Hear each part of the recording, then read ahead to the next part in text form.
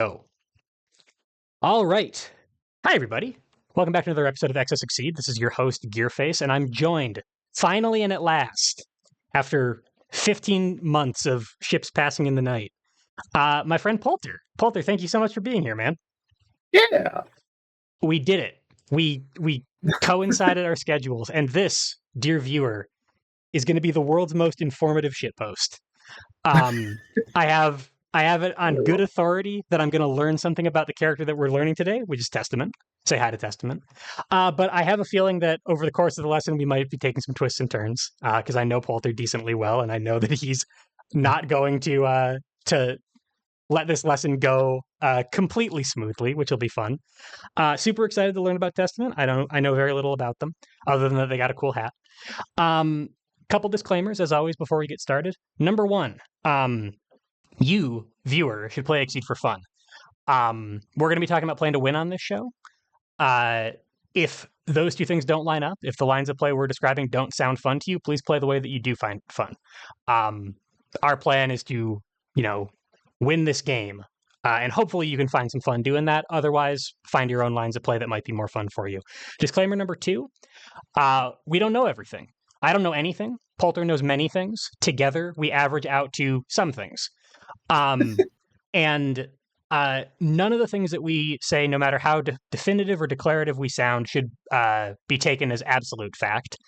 Exceed's not a solved game. You can find your own lines of play with this character. Polter is a very informed guest. But if you hear us say, always do this, never do this, take that with a grain of salt. Don't take it as absolute law, just mostly law.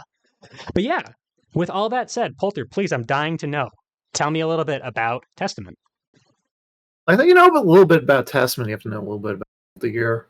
Okay. Because this is a pretty important character for Guilty Gear lore. And I think in order to start with talking about Guilty Gear, I think we need to start about talking about my experiences with Guilty Gear, because I'm sure that everyone else you've had on the show has been like, yeah, I was totally into fighting games. I played in the arcades. I had on my Xbox, etc. Yeah. I'm going to be honest. I had a Super Nintendo with Street Fighter 2, the original from 91. Yep. And my Genesis had Mortal Kombat 1. And so I'm going to tell you, that's the extent of my fighting games. That was your fighting game experience.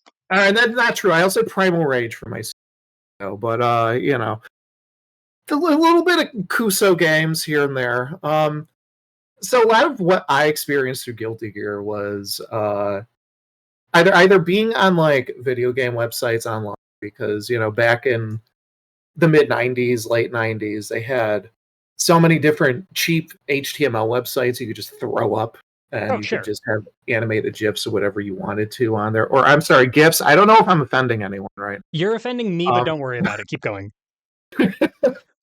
So, I mean, you peek at things like, ooh, look at game ending. It's like, oh, man, you can look at every ending for every character from, Street Fighter. Even for these games that you haven't played. Yeah. So... a lot of my experience with Guilty Gear was either going to be looking at these websites, being like, ooh, look at these characters, look at their endings. Man, aren't these endings really cool? And the other part was for magazines, because I was our family was pretty broke. I had a regular Nintendo. That's what we called the NES. I remember Nintendo. Those days when your aunt or your grandma refers to all video games as Nintendos. I think I own maybe 10 games for that. I had my Super Nintendo, which I probably had maybe 24 games for. And back in those days, games were just as expensive back then as they were now. So, when you're broke, $60 still is $60. Yeah, you get one game and you make it last for as long as humanly possible. Yeah, so a lot of my experiences were rentals or used games. Yep, same here. Or budget titles. Yep. I remember going to Toys R Us and getting Battletoads and Double Dragon with my mother. And they went back into the back. They pulled it out for us and gave it. I don't know how much it would have cost at the time. I'm going to guess maybe 30, possibly 40 brand new in the box. Yep. You're giving me so much nostalgia right now, Polter. That's what I'm here for. So, you know what was really cheap? Video game magazine subscription. Like you could Yes. get a comic book subscription back then for like $1 per comic for a year. For video game magazines, it was maybe like $3 or $4 an issue. So over the course of a year, you're paying for about as much as a brand new game to look at all of the brand new games. Oh yeah. And So honestly, and when you don't have when all games ever are essentially out of your reach because you can't afford them or you can't get them, looking at I remember the 90s, looking at pictures of games, looking at articles about games was amazing. it was fantastic, and you little things like just like concept artwork they Mhm. would sometimes just throw on there on the side. I remember Secret of Mana, seeing that in Nintendo Power and seeing all the concept art for that. Uh, Final Fantasy VI. I'm sorry, Final Fantasy 3 it would have been back then. Yeah. Um, We should also probably clarify for people who are younger than us, Polter, that the screenshots that you're talking about in a lot of cases are like the size of postage stamps.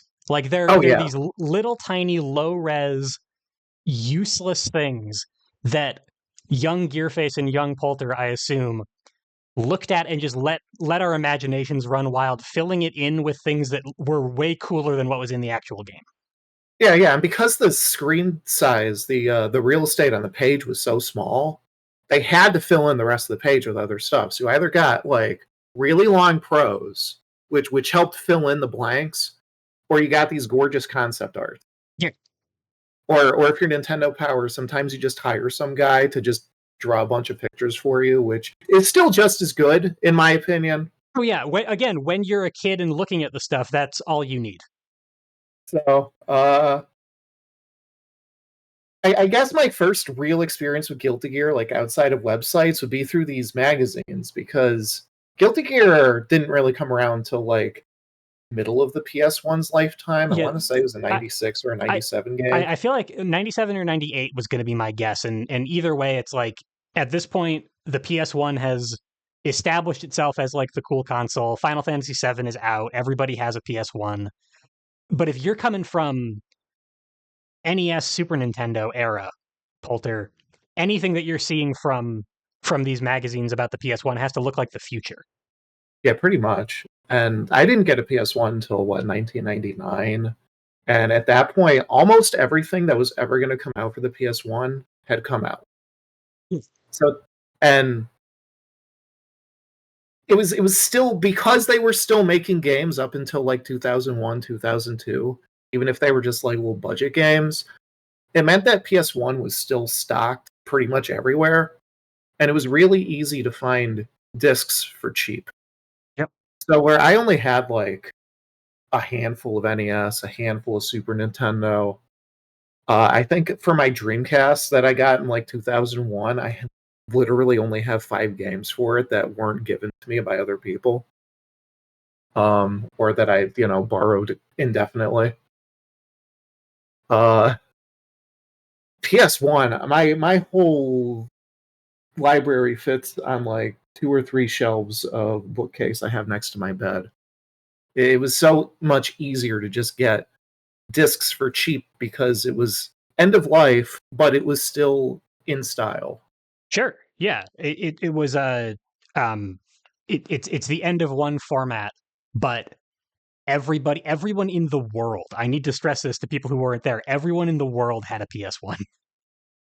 And as a reminder, PS2 came out in 2001 and was backwards compatible. Oh yeah, so you would keep on buying stuff. 100%. So it was so much easier to collect PS1 stuff.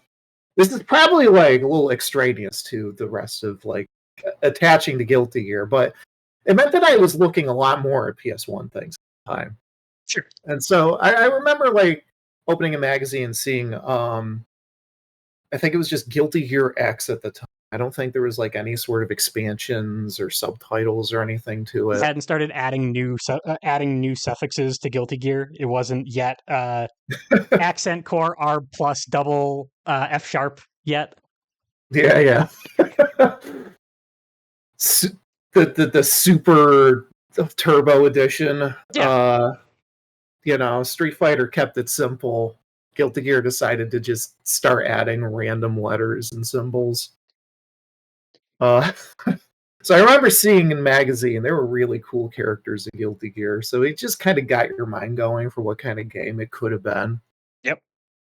So like imagine Street Fighter, but you got someone cool like Venom, like a guy that walks around with a pool stick and has like this cool mask made out of his own hair. Or Faust, the weird doctor, just wearing like a lunch bag on his head.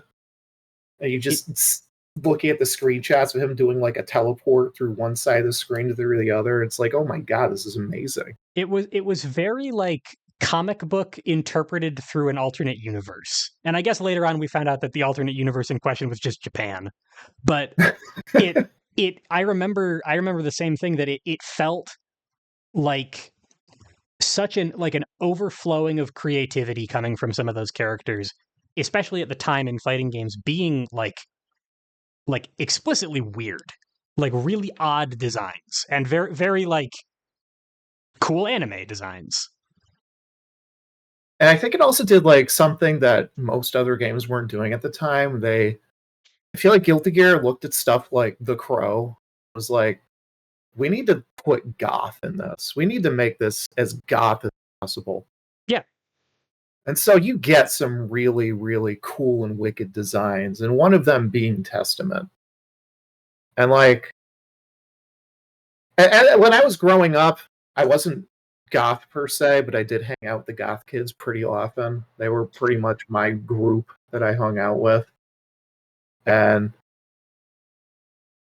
I have to say that pretty much everything about the goth aesthetic is attractive to me. Like you have like the chains and the black and the very neat and tailored suits and dresses, and it's just all very gorgeous.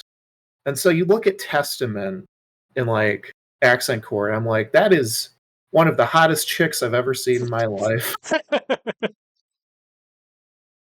For people who don't know the history here, I believe that Testament's current, as in currently stated by the developers, not current in canon, gender identity is they them. At the time, I don't even know if the I don't think that they them was a thing that most people knew to say in 1998. No. So Testament at the time was presented to the world as a very effeminate man. Yep. So Yeah. So I mean, and this is 1998. Polter, you're what, like 8-9 years old when you're playing these games? Yeah. So we're just looking at them in a magazine. I didn't even get to play them. So Guilty Gear, goth subculture, and Testament in particular is a time of great confusion and excitement for young Polter. Hell yeah. So I knew that if I ever had to play Guilty Gear, I was being a Testament man. I mean, I was already like into Cammy and Street Fighter 2. Of course I'm going to play as Testament, right? Sure. The decision was really decided for you long before you ever played Guilty Gear, and certainly long before you ever heard of this game Exceed. Yeah, goth outfit, exposed abs. How do you go wrong with this? Anyway. So, yeah, that was my first experience with Testament, and also the Scythe was super cool. And oh man, they summoned demons too. Like there was a lot going on that just made Testament really cool. I say this like tone indicator, incredibly positive. Testament looks like a DeviantArt OC. like everything about them is tuned to be awesome in a way that like teenagers in particular think is awesome. And it turns out that a lot of those teenagers grew up to be adults, and they still think that stuff's awesome. Yeah. And back then, Testament was like super duper edgy. Oh yeah, It was yeah. just this neat hair here that's like all straight and flowing. Yeah, no, that was like a hot, spiky mess. It was just greasy and Everything going everywhere. was a lot more hair metal back in old school Guilty Gear. These are very all the characters in Strive look very like aspirational. They're all very like glamour shot. And old school Guilty Gear to me always looked like the characters did not know they were being photographed. Like they just rolled out of bed looking like that. They look so good at all times. Yeah, exactly. Oh So, Lord. so that's your Guilty Gear and therefore Testament history. You had no choice when we put together an Exceed season of Guilty Gear characters. The decision was made for you that you were maining Testament. Yeah, I mean, in one way or another, it pretty much didn't matter what Testament's design was going to be. I was going to play Testament at some point or another, and I was going to be sucked in. I ask this knowing the answer because you've made this information public before. How did that go for you, Polter? How did the act of maining Testament and Exceed go? Oh boy.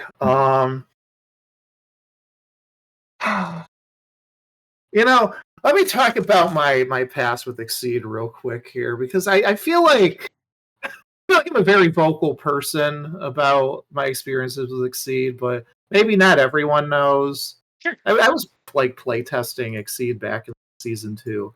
Did not like that. Didn't like it. Still played it. Played through season 3. Still didn't like it. Still played it. Played through season 4. Still didn't like it. Still played it. I think it took till season 5 where I finally like went around the curve and I went, wait a minute, this game's kind of cool, actually. So when I think about Testament and my experiences with Exceed, I think of like one specific character that pulls me back, and that was going back and testing Cyrus all the way back in the we're gonna olden get the. days. I just realized we're gonna get the April Fool's version of Cyrus. This is definitely what Cyrus looks like, guys. This fits in, actually. Yeah, this works. Hair metal Cyrus. Yeah, I'll grab both. Hold up. 1 second. Here's the real one. I actually just had a lesson with Coroner on Cyrus. Cool character. Kind of a super mobile zoner, right? Yeah. AI generated, obviously, like all Exceed characters are on April Fools. Has a whole backstory here that we won't get into. The April Fools Exceed lore, if you don't know, unbelievably complicated. But so okay, yeah, Cyrus. There's a Cyrus Testament connection in your mind. Yeah. So Cyrus is an interesting character because I don't think that you see his type of design very often across Exceed, even across like all 7 sets. You get like a handful of characters that play like him, where for the most part, you are not a close range character. You have a gauged reversal. You have like, here's a fireball, here's a fireball, here's like a funny mid speed, here's a fireball, here's a fireball, here's a safe fireball. He's just all fireball, man. Yeah, other than that one mid speed and some gauge options, there isn't a single thing in his kit that even hits at range 1, right? Yeah, like he's pretty much reliant on normals up close, but he also has enough things that make it so that he's not completely worthless when the opponent gets in. Tidal Whirl has a pretty safe effect that even at closer ranges, you can move the opponent where you want. Right. You have various boosts that move you around the board or give you resources. So he's not struggling, not that much. He still needs to swap back and forth doing. But otherwise, got really good range pressure and really bad close range ability to defend himself unless he has his ability. Right. But I think in terms of like overall game balance, Cyrus is probably like more on the overtune side of things. because he does have a lot of things that just gives him free power here and there. His Right. Exceed mode, I think, is like what, +1 power. He has a transformation that has +1 power. So he's throwing around a lot of options. He has various ways to cancel out of his actions to do strikes or more boosts. He's very flexible and he hits hard. And overall, I think he's like, if not like one of the best characters, he's still in like maybe the top in my mind out of like what 100 something characters in this game. Exactly 120. Don't ask me how I know that. This is the 91st character that I'm covering. So I think in terms of things, Cyrus, even though he's limited, he's still pretty strong. So Testament's like the exact opposite of that. Testament has a lot of interesting things going on with their kit that, you know, I feel like we can make some direct comparisons with Cyrus. So we have what, like close range recursion ultra, you know, a long range punish ultra. Oh man, look at how different those range bands are. Yeah, 3 is a lot less than 3 to 6. Yeah, and that 1 gauge cost, but also you can spend more gauge for up to 8 power, Yep. and Yep. also So recur one of your gauge. So it's low commit up front. You know, just more recursion tool. Oh man, look at this. A slow 3 to 6. Oh man, we got one of those here to match with. Oh man, but it's faster. Right. It's a little different, but you know, I mean, we have our fast fireball to your point about with recursion. to your point about Cyrus being sort of a unique character in his own right. Not a lot of characters even have 3 fireballs, right? Like having the sort of fast, consistent mid and then slow fireballs, like really dedicated. Like 9 has that, right? So Yeah, even Testament having a kit shape like that, where we have multiple fireballs and multiple ranged options to throw out, is putting them in a pretty unique place in Exceed. That isn't really common. right. Like I think across all the characters, you have maybe Testament and Cyrus, and I guess Enchantress maybe falls under that umbrella a bit. Her ranges are a little weirder than most other characters, but you don't really see this. Yeah. This is pretty unique. So when I'm looking at Testament and I'm looking at Cyrus, I see all of Cyrus's like really funky options. Like, ooh, I have an ignore guard on here, and I have recursion on here, and my 2 to 3 hits harder and also gives me gauge while moving the opponent. Yours Right. doesn't. Right. So Right. I feel like I just have to preface this with, man, I wish I was playing Cyrus right now. But you know, all jokes aside, Testament is still a pretty unique character in terms of what they're offering. Especially since season 2 is like long out of print at this point. Sure. And a lot of things that season 2 was doing are things that probably wouldn't be printed now. Mm-hmm. Yeah. Yeah, So like just having the ability to just throw +2 power out anytime you put any continuous boost on the board. yeah. No, I mean a lot of the honestly, even a lot of like the individual attack shapes are things that like I don't know when's the last time I saw like a range 2 to 7 fireball, for example, on Joffrey. Like just like kind of random things like that really have not been standardized as Exceed has gotten more defined attack shapes. Yeah. I feel like if you go into like more custom made designs, you start seeing some of the weirder shapes again because people want to experiment with the less seen shapes Sure. instead of just Yeah. playing the tried and true. Because Yeah, how many times are absolutely. you going to see a 3 to 6 fireball? Right. Yes. 3 to 6, 4/4 has some kind of value on it. This is the Hadoken shape, right? Like it is enshrined enough that we have a name for it. I don't Yeah. think we have, for example, a name for whatever Grave Reaper is. Yeah. That one is a pretty unique shape among things. But, like, if you look at the other fireballs Testament has, you have the 3-6-3-5. That's just a 3-6-4-4, but we switch the numbers around. Right. Same thing with the other one. They got a 5-3 instead. Yeah. So slow fireball, fast fireball. These are things that we've seen if we've played Exceed before. Yeah. And I do think that the Guilty Gear set, in its approach to the weirdness that is Guilty Gear, it has added in some funny shapes again. Sure. Things like mix on Faust that just moves you across the board in a really weird way. Yeah, there's definitely some shapes that I have never seen prior to opening up the Guilty Gear box for the first time. Before we actually get into like Testament in particular, this is probably a good opportunity to ask you what we're talking about a lot of different types of fireballs. What does having lots of different projectile types do to a character in Exceed?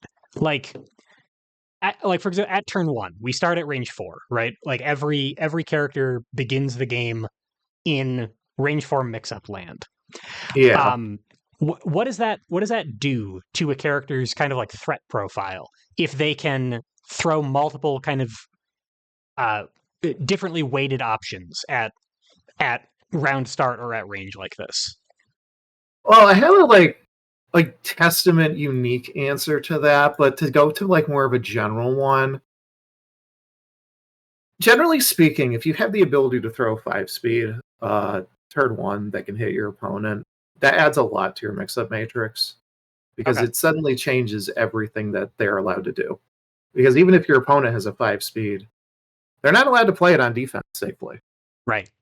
So having a fast fireball, especially one that gets a bonus when you stun your opponent, like Testaments has, that's really scary to call wrong. Sure. So we're up against Ryu's not a great example because he doesn't have this shape, but we're up against Kai. And Okay. Kai's throwing down his 5-speed on defense, and suddenly that's not safe anymore because of uh, Arbiter Sign Rising, is what you're saying. Yeah. You have your own 5-speed that can contest his, which suddenly makes it a lot more dangerous to just whip that out and throw it.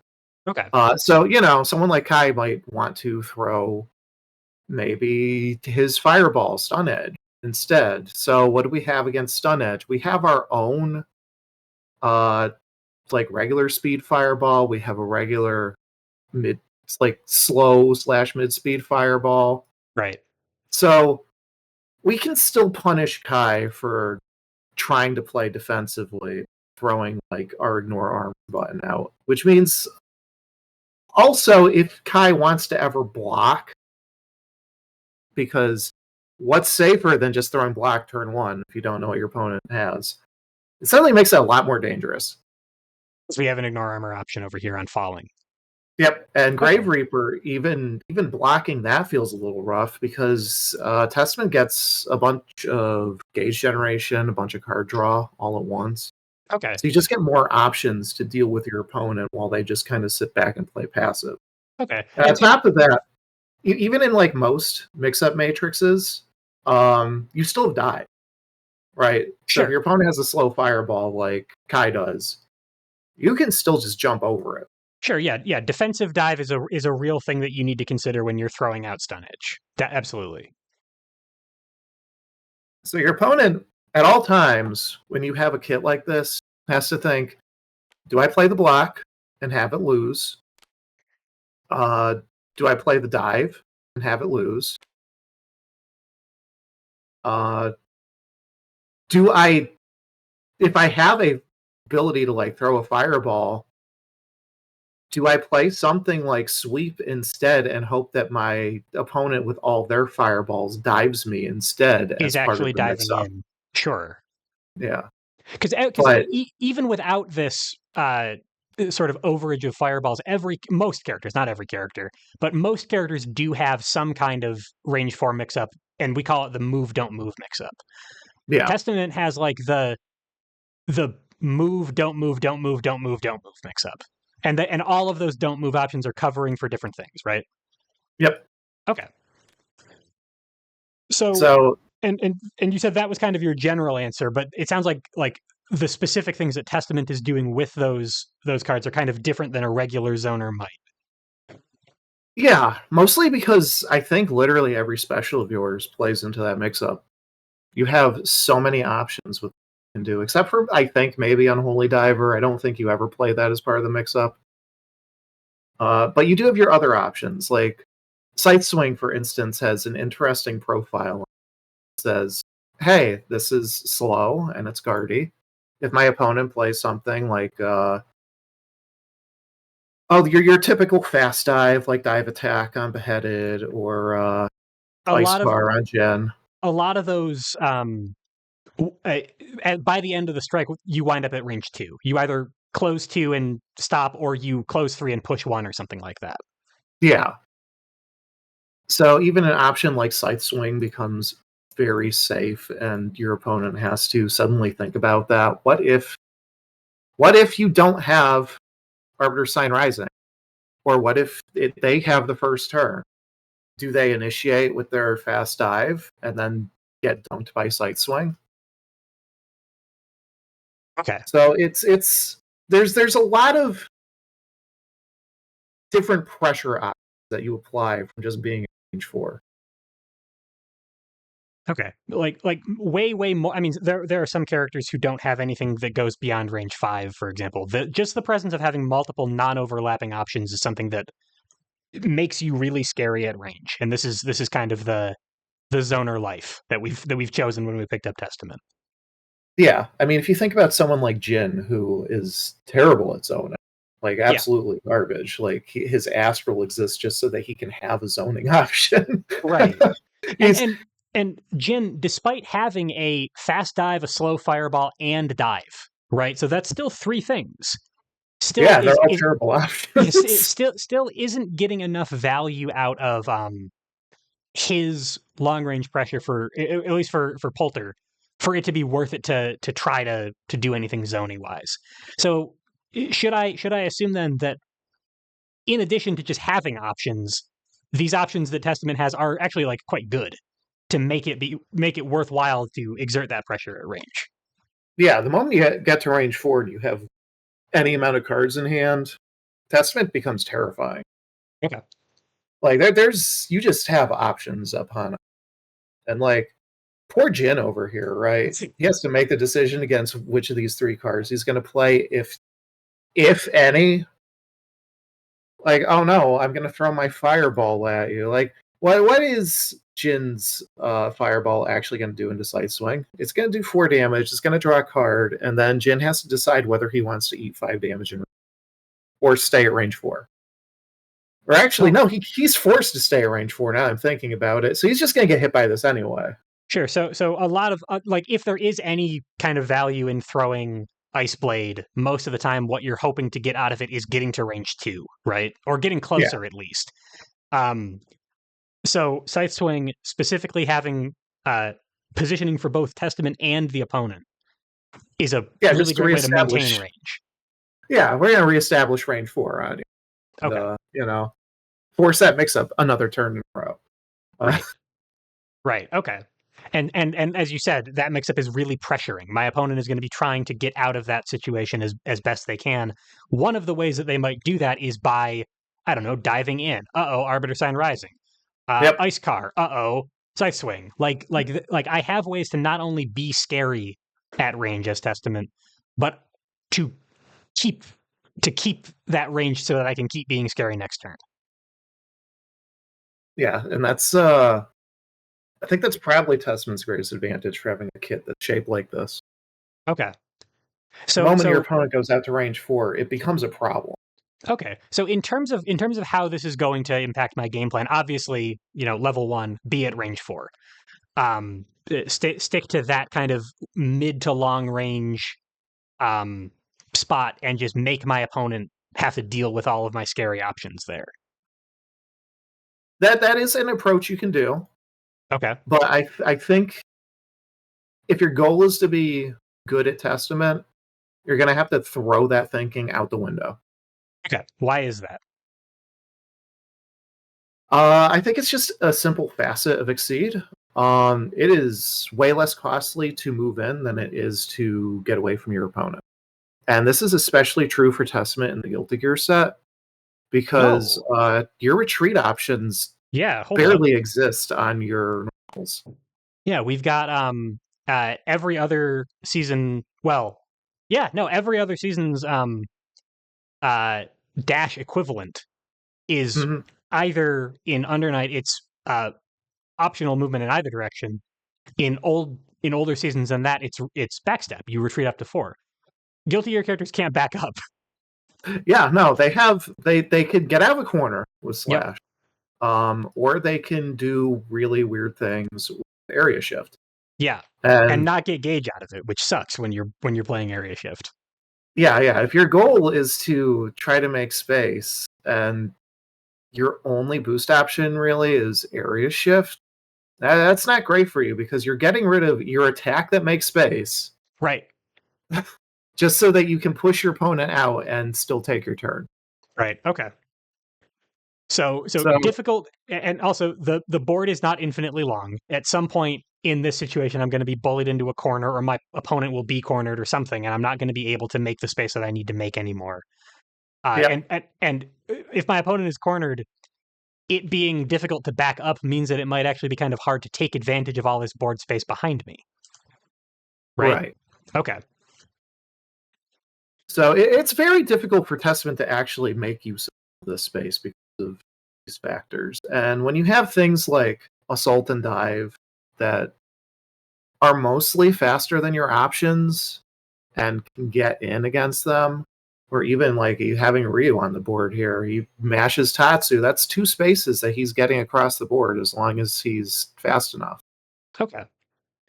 And this is something that comes up uh, as being like a particular highlight of grappler gameplay, right? Like we call it grappler movement when they are striking just to get in, right? Like I throw an empty dive at range 5 as Zangief, and I don't care that I'm not hitting. I'm my real progress meter is how close I am to the opponent.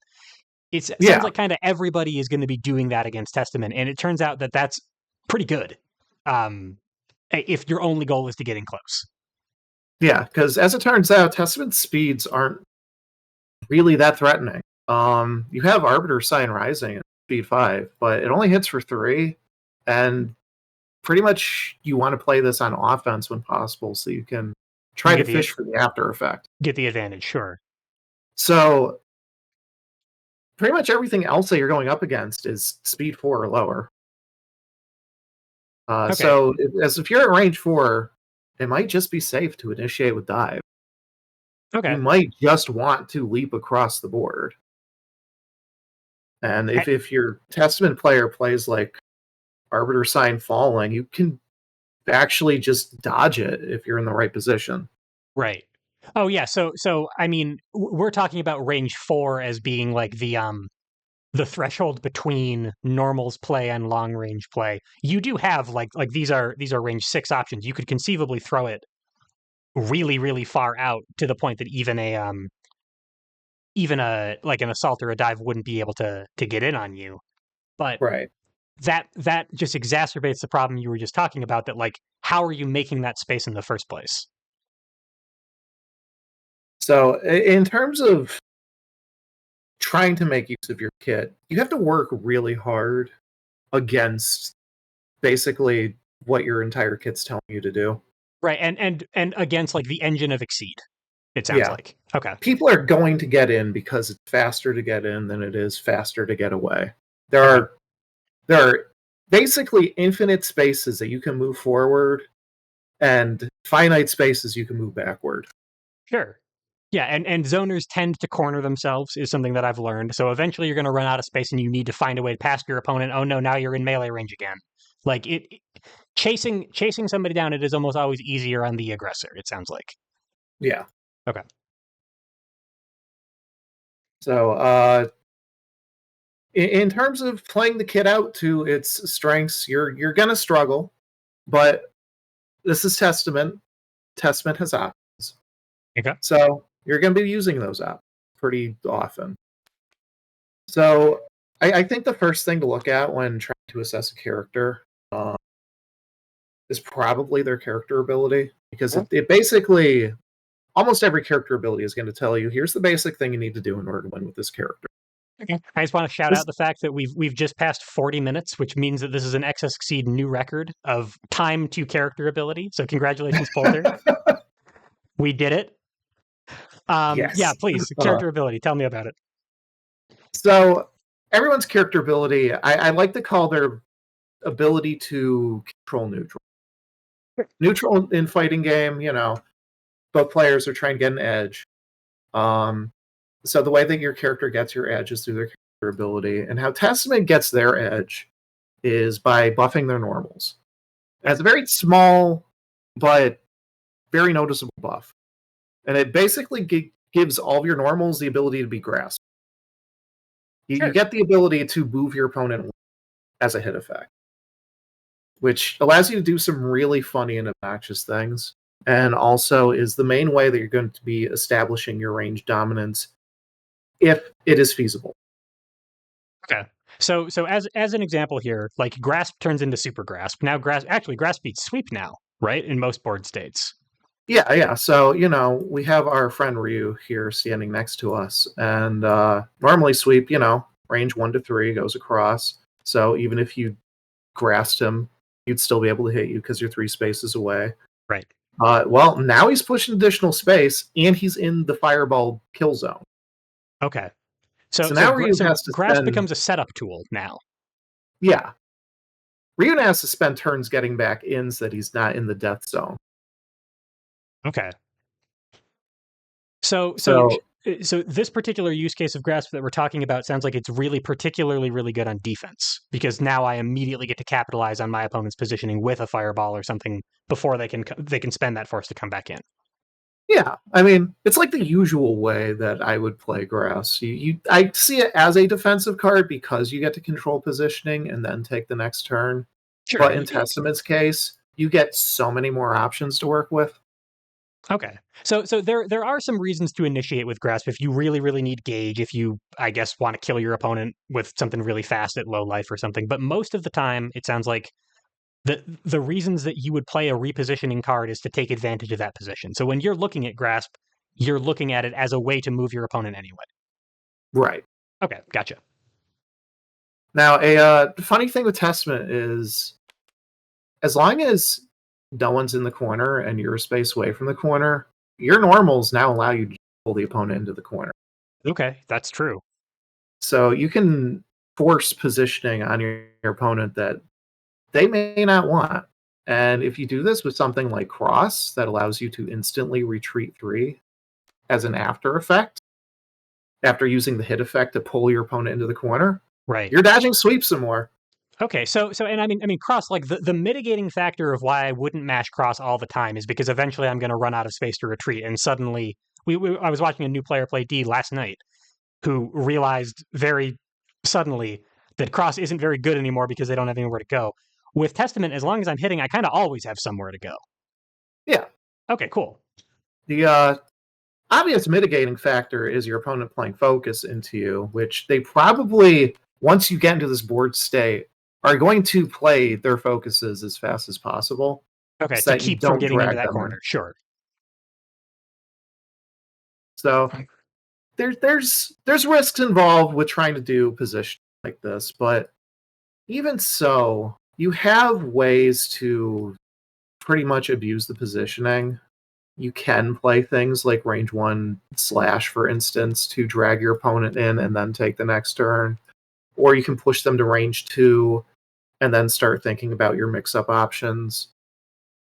Like, oh, this might be a good time for me to throw a spike, for instance, which then also pushes the opponent out. So, depending on what your current hand looks like, if you have more fireballs, you may want to keep pushing the opponent out.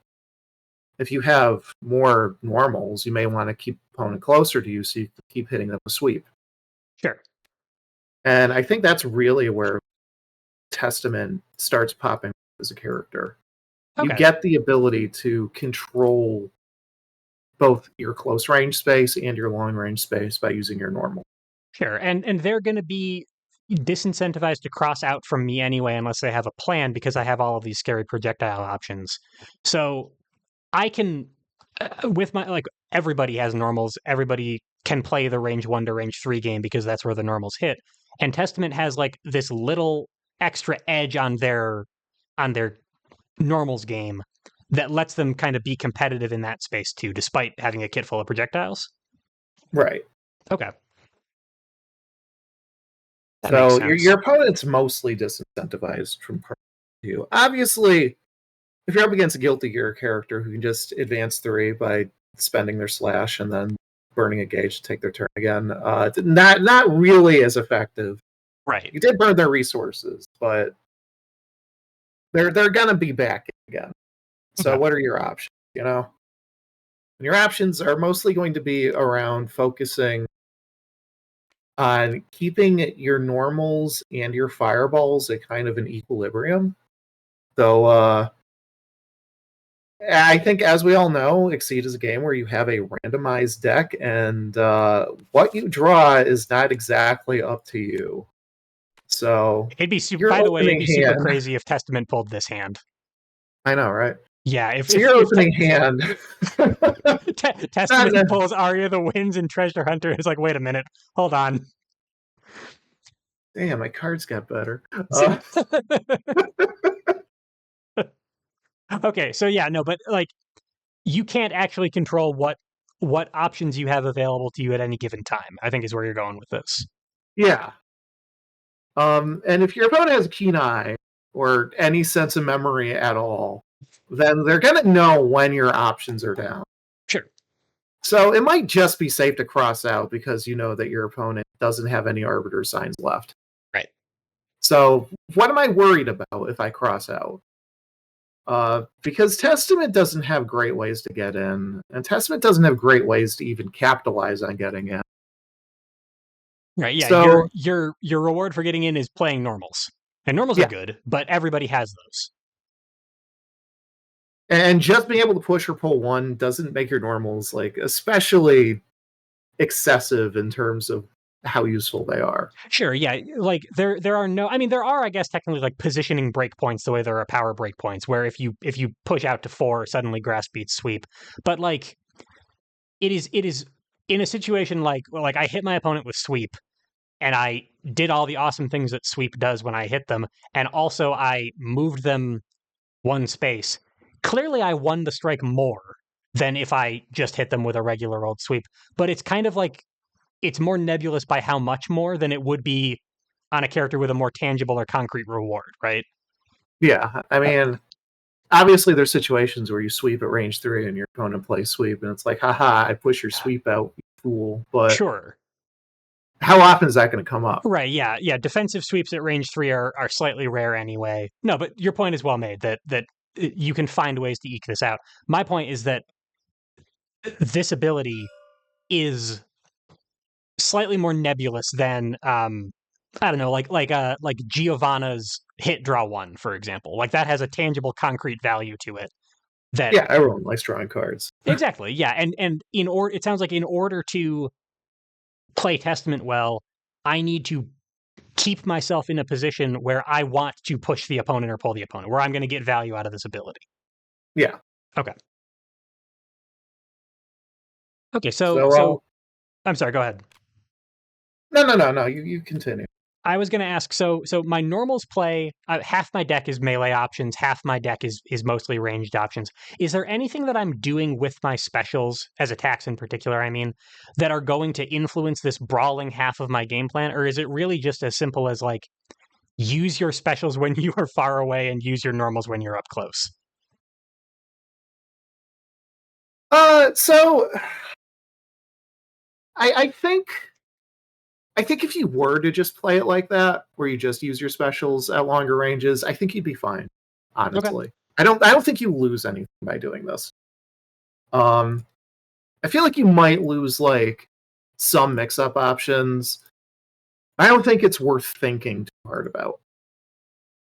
Okay. If you were to play very basic test that just plays their specials at long range, just plays their normals at close range, you'll do fine.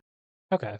I guess So the problem with that approach is that there are going to be times inevitably when I have a handful of Arbiter Signs and Grave Reaper and I'm in close range and I have nowhere to go. I'm going to have to rely on some of these things that like, even though it's not ideal, I might have to play these close up. yeah. And Okay. so I think that's where like the actual nuance of playing Testament comes in. So I think this is a good time to segue into like what the specials actually do for you. Yeah, sure. I mean, we described them as like just fireballs so far, which isn't necessarily true, but is close enough to true that it may as well be. Right. So you have a very interesting kit where nothing except for Grave Reaper has a printed range of 1. Right. And I think that alone already makes Grave Reaper like a worthy first card to look at. Grave Reaper is your basic fireball. It's 4 power, it's 4 speed. Instead of 3 to 6, it's 1 to 5. Right. But 1 to 5 may as well be 3 to 6 in terms of like general exceed dynamics. It's very rare that a 5 range attack just doesn't work. Yeah, most characters aren't trying to hug range 6, right? And if you're up against a character like that, you might be Testament, but you probably know that's what the opponent's doing. That's not a common thing. Like the Exceed Arena goes from wall to wall, and you can definitely occupy like both walls, right? As both players. But most fighting games aren't like that, right? Most fighting games are you have a screen, and the screen stretches like a half a screen to one side and a half a screen to the other side before you actually hit a wall. Right. So yeah, the 1 to 5 is more like a full screen attack that just is hitting you unless you jump it. Yeah, or outspeed it, definitely. So this is actually a melee option, and I can see it's got a kind of range 1 mid speedy type effect. It's a way to beat sweep. It looks like. Yeah, Grave Reaper's. I guess the biggest threat of it is being at range 1 and having played against you, because you play sweep, you play block. Welcome to range 4. Yep. Okay. So kind of like the thing I did with Grasp over here, only it's harder to confirm because it's slower, but it does more damage. And I see this hit effect looks very good to me. Yes. I think any character would love to have this hit effect on any of their attacks. To be honest. Yeah. No. That's actually and get gauge. That's crazy. And unlike a lot of free gauge cards that you see in the Guilty Gear season, this one allows you to pick what card goes in your gauge, which feels kind of bad because that means you're losing a hand option. Right. But it also means that you don't have to play roulette with your deck. Oh, sure. I accidentally threw a card that I really need off the top of my deck. Like the only thing that would be better is like I could pull something from my discard pile or something. But hand is cool. Yeah. Okay.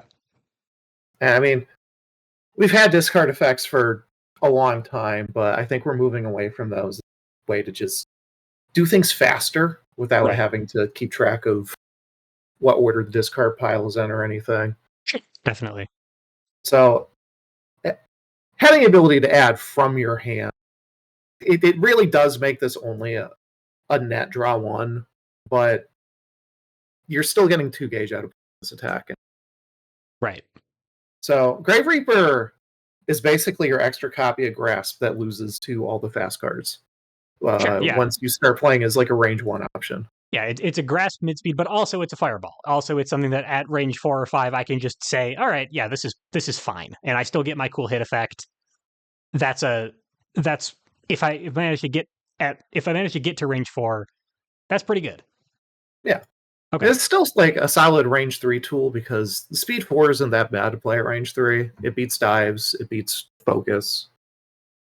If your opponent blocked, then whatever, you get some cards out of it. Right. If they're daring enough to counter spike me, yeah, I lost. But first of all, most people don't do that. Second of all, I got my hit effect anyway, and that sounds like most of what I'm playing the card for.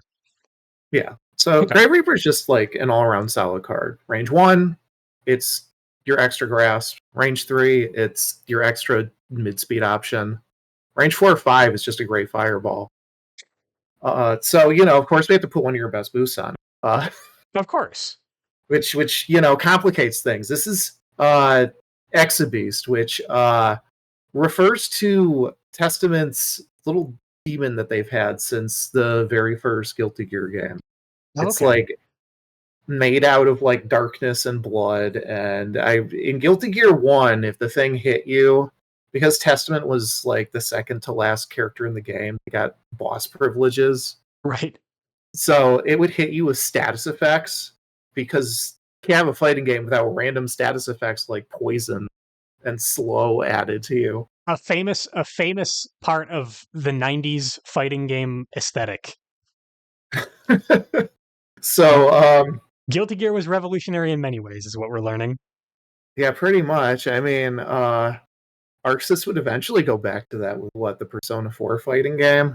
Oh yeah, definitely. Yeah, Arena had some stuff like that. Okay, so But but I'm looking at Exabeast plus yeah, 4 unfortunately, guard. it doesn't do the statuses. Right, yeah, it looks like it's safety and some positioning.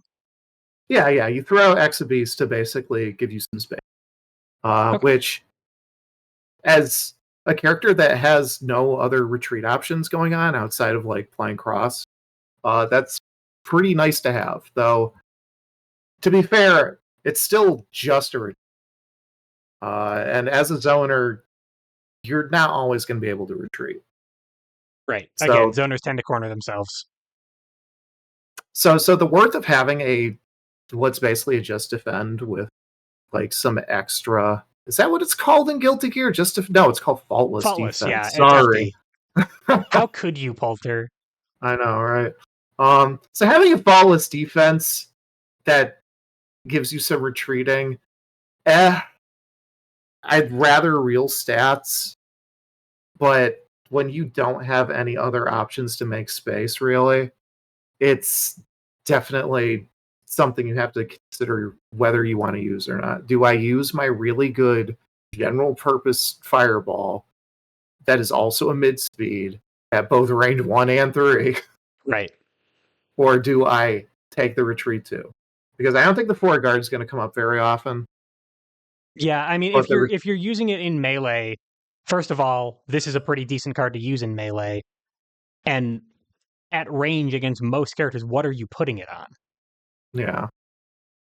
I mean, it can be nice to have like a 7 guard Arbiter Sign falling, but you're up against a very limited cast of characters where that actually matters. Yeah, and it's still going to lose to dive regardless.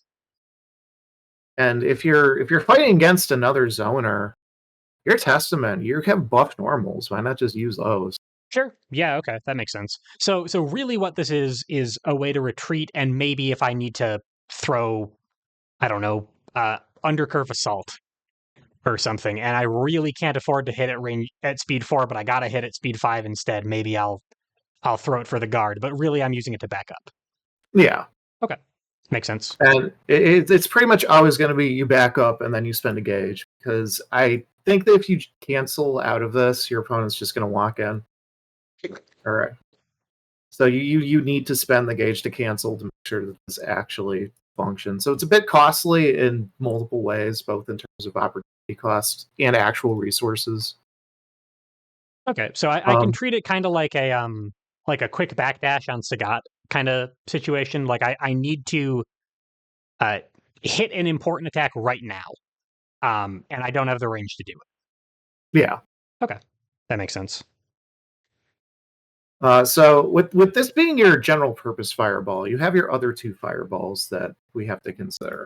And we went over them. They're basically Tadokens, but we added +1 to the power or +1 to the speed, took it out of the other stat. Right. So what we're looking at here is a fast fireball and what's technically a mid-speed fireball. And I say mid-speed fireball because there is... I'm going to be honest, I never watched the Fireball meta video. I know everyone loves referencing it. I'm really bad at looking at what our community makes. I'm going to be crystal clear on that one. I Polter is look at your referring to characters. Polter is referring to the old Level Up Your Game series, the final episode of which is D and Blue talking about the fireball meta for about 2 hours, and everybody loves that video. It's awesome, in fairness. But yeah, mid speed fireball. Yeah, look, I love looking at your characters and your funny designs. I don't watch the videos very often. I have terrible news for you, Polter, about the number of videos that I've put out that you haven't seen. Oh no. Do not worry about it. But yeah, tell me about falling. So this is a mid-speed fireball. You can tell because it has a middle speed like 3, and it That's has true. middling guard like 3. It's like dust. Yeah. See, if you had like a good slow fireball, you'd have like a guard of 5 instead of 3, so you could actually trade with things. But Yeah, what is the utility of having 3 guard? Is that an important fireball breakpoint? 3 guard is good against fast fireballs, like for instance, Arbiter Sign Rising. Okay, so you can trade up on if you're in the dreaded Testament Mirror. I guess it also makes it a really really ballsy cross catcher. Oh gosh, yeah. I mean, there's ways to do that, but that's super risky if you're gonna play it like that. Um, I will get into that, but 3 guard, yeah, you're basically using it as a cross catcher. You're using it as a way to fight some other fireballs, and when I say some, I mean very, very few. I think range 5 or 6 stun edge this can trade with. Sure. Yep. Notable Um, good zoning card. Stun edge. I think this loses to Ice Blade if that's played on offense. You're Yeah. looking at a very small subset. There's like some new stuff that she can throw at you that Sure. this can be, or Axel. Axel tries to push you out with his fireballs. Okay. You just slap them back. But clearly, I'm not playing this for the guard. Right? No, you're playing this for the incredibly nasty hit effect. So this is a 5 power attack that ignores armor, which notably does not stun focus, but also notably focus does nothing. Sure. It doesn't hit losing there. A lot. Right. Yeah. Playing focus into this not only is really bad for you, but also you're losing focus for when you actually get in close and Testament's trying to move you around. So it beats block, it beats focus. If you're far enough out, it just beats every normal really, except for dive. Yeah, dive could get in on it. Well, I mean, at 6, right? Like sometimes assault, yeah. Yeah, you can probably finagle something. But so is this mostly a ranged punish tool then for like when I do have successfully my opponent is all the way out and I can hit them, or am I using this for like range 3 mix-ups sometimes? You will sometimes use this for range 3 mix-ups. Having any ignore armor options in your kit is usually a privilege. Sure. Not a lot of characters get access to ignore armor, especially at range. Ranged ignore armor is very scary. Yeah, shoutouts to Fight. God, he can do that at speed 5? Oh yeah. Yeah, Fight's messed up. That's fair. I think you could compare this mostly to Kunzite Keepbreaker on 9, which on 9, is okay. Also 5 power, 3 speed, ignore armor. Sure. But in place of the I hit from anywhere, you get instead, a little bit of guard and also this wonderful hit effect where you just hit your opponent with a sweep. It's just a full knockdown. Sure. Yep. So you get some card advantage. They lose maybe an important option. Is this scary enough that they're going to be actively playing around it because they don't want to deal with that hit effect? I think that's mostly dependent on the opponent. Okay. That makes sense. Most opponents I play against are aware that this card exists, and they will play dive into it. Right. They will play assault into it. They will do whatever they can to not get hit by them. Okay. They would rather eat the damage from your 5 speed than eat the 3 damage and the sweep. Okay. So So like a lot of mix-up options, the threat of this thing is going to allow us to land some Arbiter Sign Risings that we wouldn't otherwise be able to get away with because they are going to be throwing dives and assaults more readily on defense than they otherwise would. right. Okay. Though there is another factor that is going to come into play for why your opponent would play against this rather than Rising, and that's going to be the boosts. Okay. So we will get to the boosts here, but yeah, you have your mix-up, your main mix-up here. You have your 5-speed that gains advantage if it stuns. You have your 3-speed that owns your opponent if they don't attempt to dodge it. Right.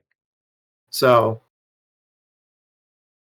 most of the use cases for these are going to be on offense because your opponent is probably going to be spending turns getting in.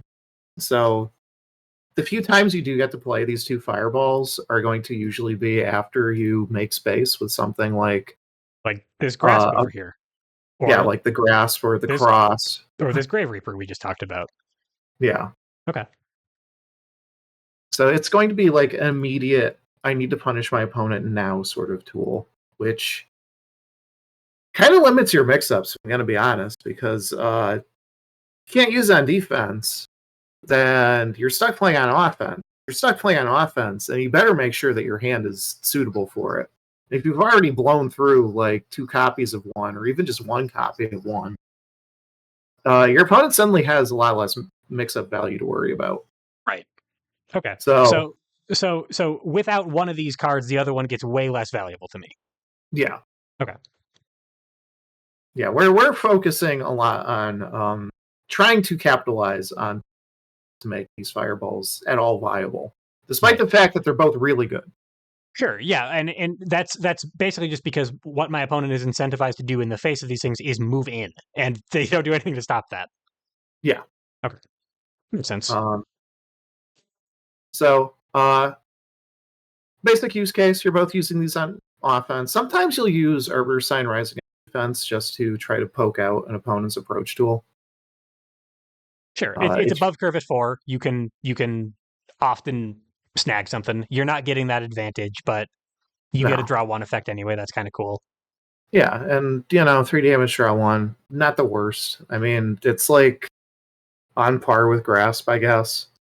Maybe not Testament's Grasp. I think Testament's Grasp was better than Rising, but like anyone else's Grasp, this is like on par with. In terms of like overall goodness points, it's the same amount of gauge, and one card equals 1 space in some like metrics of exceed value. So I can see that. I mean, maybe able to move your opponent like 1 to 2 spaces is pretty solid. Right. Okay. So I think back to how do we utilize these cards as like mix-ups? Slight problem. These both have excellent boosts on them, so you're going to be spending cards pretty often. Okay. So how are we gonna leverage them? How are we gonna leverage the threat of them by holding them over my opponent's head if I want to boost them? Yeah, and that's like your main question this Testament. How do I do that? And so your opponent is going to mostly be playing against falling because if they're aware of the fact that one of your best boosts is on the other option, then they know you're not going to want to play that option. Right. I see. Okay. Oh, this is recursion. Yeah, let's talk about it as a matter of course. Testament has a bunch of random recursion effects in their deck, and this is probably the most solid of them. You trade this card in, and you can grab anything out of your gauge, including a sweep or a focus. So Testament can just hit you with the same sweep multiple times. Okay, so suddenly my normal play sounds a lot more appealing when I have access to 3 or 4 sweeps a deck instead of 2. Yeah, you hit with the first sweep, and then you start swinging with this, and suddenly you have a second sweep, a third sweep, and a fourth sweep. And if you're playing your deck out properly, a 5th sweep, a 6th sweep, you're just mashing sweeps on a single shuffle. Right. Your opponent can only do so much against 6 damage and getting knocked down every single time. Right, especially if one of the primary ways to deal with sweep is to cross out on defense. Uh-oh. Like, yeah. now I can actually throw some fireballs at people. So the way that this Or works, return a card from your gauge to your hand, add this to your gauge. So it funds its own cancel, it seems like. yeah, Okay. you take the gauge card out. You throw this into your gauge immediately afterwards. Then, if you want to, you can cancel with this or something else. Um, if you're really cheeky and you just don't ever want to play this attack for some reason, you can play this when you have no gauge, and it just goes directly into your gauge. It's just a key charge. Yeah, Okay. Oh, it's but cheeky, and I don't know if it's worth it, but because the first sentence, if you have something in your gauge, it's not optional. You do have to take something out. yeah. Okay, that makes sense. But I mean, again, if we get a good card back, that sounds awesome. Um, are you ever using this and not canceling it, or is this the kind of thing where you pretty much need to capitalize on the value you're getting right away? Depends. Does your opponent have reading?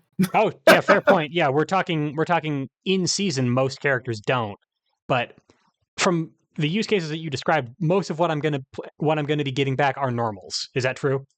Yeah, yeah. Okay. I mean, this is what you do when you're up close and you're trying to dunk on your opponent. You just mash sweep, mash Okay. sweep, mash It, sweep. Sometimes it, you can just mash assault over and sure. over as well.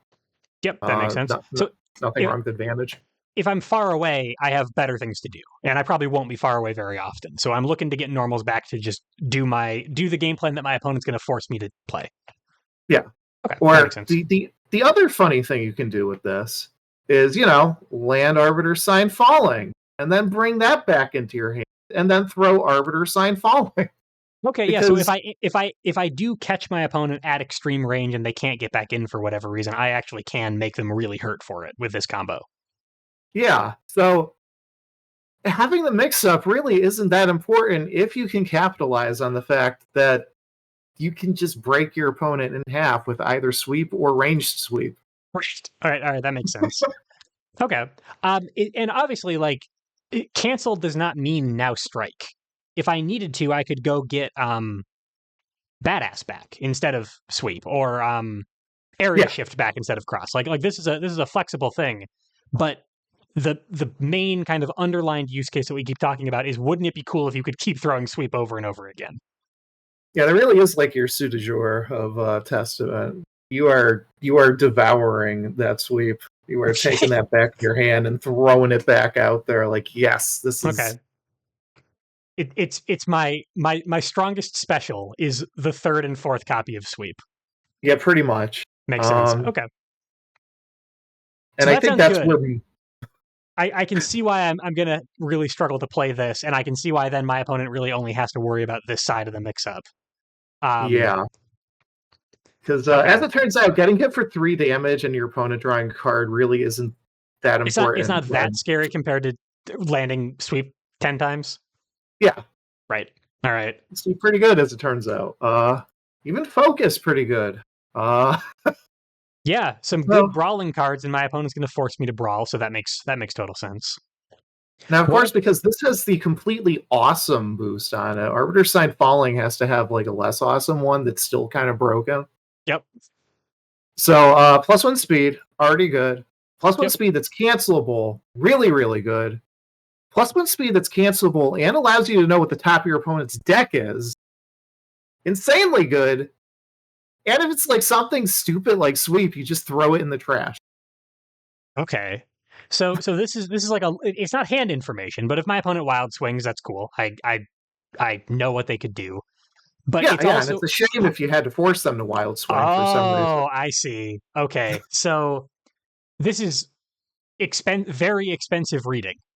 Oh, it's super expensive reading. Okay. Yeah, that's a lot of, I mean, if it wins me the strike, it might be worth it, but that better kill my opponent if I'm Yeah, throwing pretty that. much. Okay, but so I shouldn't expect to do something like that whenever I play this. So the value is, I'm going to see what my opponent is either going to draw an extra or get rid of an important option, and also +1 speed is just good. Yeah. Okay, And like the last game I played with Testament, I saw a sweep on top of the deck. Nope, get rid of that. sure. Opponent Yeah, doesn't need to have that. and the +1 speed, um, range 3 dive, right? That sounds awesome. Make a Mhm. spike a little bit more valuable. Anything among the specials that really loves that +1 speed? Um, so as we know, Badass adds +1 speed to pretty much everything as well because of how it works. That's very true. So your other copy of Arbiter Sign Falling really loves Badass, where Elegance added onto it. Okay. Your Grave Reaper suddenly speed 5 and just is pretty solid as both a close range tool and a fireball at that point. Even just having like a speed 6 Arbiter Sign Rising is kind of funny. Yeah, I mean that is even in the history of Exceed, there are not that many projectiles that are that fast. So you can probably you're gonna hit at least. Like you don't really even need to cancel at that point. Right. You can if you want to, if you just want the surefire hit. But I feel like all of your fireballs pretty much benefit from having the extra speed added onto them. That makes sense. Okay. So I have this way to kind of throw an important threat, um, a little bit of hand information, and it's on a card that is good and scary and dangerous to land, but also pretty tough to land. Yeah, So like it seems like the value assessment between Rising and As a Matter of Course is this is okay, this is amazing. And the value assessment between Falling and Elegance are this is hard to use and I can use this all the time. yeah, pretty much. Okay, so it's going to be difficult to find opportunities to throw Falling, but this is a easy all the time value I can make use of. So how am I going to maintain this mix up, Polter? Oh God, that's an age-old question. And So I think that's the trick, right? yeah, I was thinking I could recur it, but now I'm giving up one copy, one side of the mix up to recur the other. That's not going to help me either. And I mean, you do still have Grave Reaper. That's still a nice little speed 4 button. But Yeah, okay. man, This can still catch a dive or a long range assault just as well if they're trying to run into Arbiter Sign Falling, or they're trying to run through Arbiter Sign Falling, but it's not above curve anymore. yeah. Okay. So it's difficult, but as long as you can maintain the fact that there is a possible range threat, your opponent has to constantly be acting with that in mind. Sure. So it's a question of, are they going to spend their dives? Are they going to spend their assault? And if they do you just bait them? Do you just put this in your hand and then you just throw a sweep? I mean, if the opponent walks into a sweep, that's value. Yeah, and so what these cards occasionally do is let you play sweep. Yeah. Yeah, that makes sense to me. And since Testament has like a really huge scythe, sweep just makes sense. Sure. Yeah. No. It's like a big scythe swing. Speaking of scythe swings, Speaking of scythe swing, should we hop over to this one? oh God, do I have to? You So I'm tell me. gonna put these two cards over here. Your last two specials are closer ranged and also are kind of in the trash pile, but they have uses. Let's go to Unholy Diver first because I think I have more use cases for this one. Okay. So, Unholy Diver, it does no damage. It's no one damage. power. It has But never met. It has never met an EX attack it could stun. But it's above curve. Yep. So that means a whole lot of things, mostly beating assault and dive, as long as they're not EX. Yes. But it does have a little bit of a funny thing going. So the boost on it you can't cancel, which is a shame because it is such a good boost. It's a little bit of movement. It's basically like the power attack boost, +1 power and advantage. It's really nice to have. You pretty much throw this boost down like at any time and have pretty solid options. You can probably make something work. I mean, hey, like you have above curve projectiles. This is an above curve thing. You have an EX attack or a fast normal in your hand. You can probably confirm this. Yeah. So what Unholy Diver does is it allows you to have an attack that also puts this boost into play automatically. Okay. And having an attack that puts a boost into play is kind of nice, especially when it has a now effect that you can instantly just make use of. Oh, okay. So my opponent does EX assault into me at range 3 in response to this. I hit them and I back up anyway, and they still whiff, and now they're at range 2. Yep. Interesting. All right. Your opponent plays EX dive, you just walk in. Your opponent plays spike, you walk back. They play sweep, you walk back. Okay. So Oh, so interesting. So hold on. We were talking about Tidal Whirl a second ago. yeah. And Tidal Whirl has a hit push or pull 1 effect on it that there's no normal in the game that beats this, right? This is a really, really, really hard to beat range 3 option. This doesn't have that as a hit effect, but it kind of does because you move instead of moving the opponent. Yeah, it sort of does. The problem is that it's a lot harder as a zoner to retreat than it is to push. Sure. There's Yeah, almost you're often always not going to less have room. spaces behind you. Yeah. Sure. Okay. And it's an after effect, which means that when I get this boost in play, my hit timing will have already gone by. I don't get bonus power or advantage on that hit, but I will next turn. Correct. And because this is a pretty good defensive option, I might be able to just use that right away. Right. You can just hit with this, boost it, play Grave Reaper, hit for 5, draw a bunch of cards, get advantage. Really nice. Sure. Go to easy. range 1 with it. Throw Go 7 power greedy. sweep. I mean, 7 power sweep's also fantastic. You can do a lot of greedy things with this. Okay. That sounds pretty good. Other than the part where it hits for 1 damage, this seems like a really solid card. That 1 damage is ooh, that seems rough. That seems like a rough ask. Yeah, the 1 damage and the inability to retreat in certain board positions makes Unholy Diver not a card you want to be playing, but it is a card that your opponent constantly has to be aware of. Because if they throw a good option into it and they just lose that good option, that's 1 sweep down. That's 1 focus down. You know? Okay. And this boost is general enough in its use case that I'm not like all the time searching for a way to hit Unholy Diver for the action compression and getting the boost and play that way. I will just play this. Yeah. Okay. So I mean, it isn't the oh god, what One Vision? What's the Axel card that has that insane boost on it that you would never ever play raw?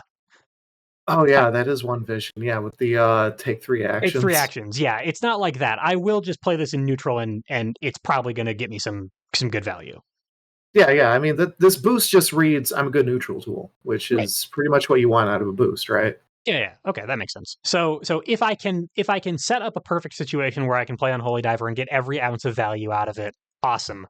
Otherwise, Bloodstained Lineage is just a good general utility boost. Yeah. Walk out of the corner, walk past your opponent, hit them with a sweep. Sure. Or hit them with a grasp if they pass turn to you. That's also pretty solid. Advantage. Everything that you said about grasp being a really good defensive utility option is true on offense if you're gaining advantage right afterward. Hell yeah. Especially since you get to move your opponent 3. There's a lot of value in just that 1 boost that you don't need the actual attack for it. And I guess in that case, the big upside of the attack is that I might be able to get the boost into play on defense and then use it right away. Yeah. Because if it's in my hand already, why would I not just boost it? I can use my turn to boost. With Unholy Diver, I might be able to use my opponent's turn to boost. Yeah, and that's what makes that fantastic. You just have to watch out for things like Tatsu, for instance. Sure, yeah, I don't want to trade 1 to 5. This also doesn't go to gauge, I notice. Yeah, that's the other bad thing about this. 1 power and you don't get gauge. Okay. You have the choice to not boost this, but if you're hitting the attack, you probably are hitting the attack with the intent of boosting it. Your hand has to be pretty bad for you to not want to boost this. Okay. All right. Yeah. So if you have literally if you have literally nothing to capitalize on Bloodstained Lineage, why are you playing Unholy Diver?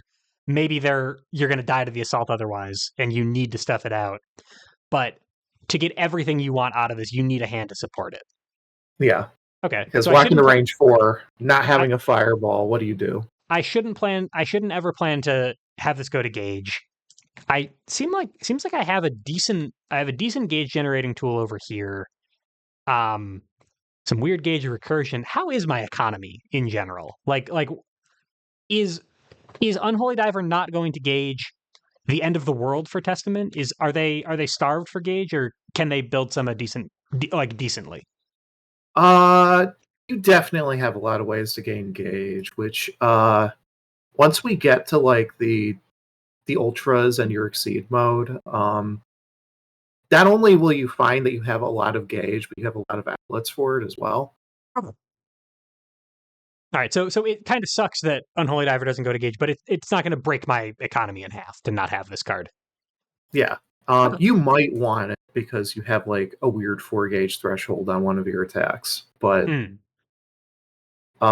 worst case scenario, it's still a nice card with a nice boost. That makes sense to me. So anyway, side swings like the opposite. But I can't tell you. I haven't talked to you in a while, Polter. I can't tell you how much I've missed So Anyway as a segue. You are the undisputed master of So Anyway. All right, so 2/4, 5/2, 5 guard. My favorite defensive profile.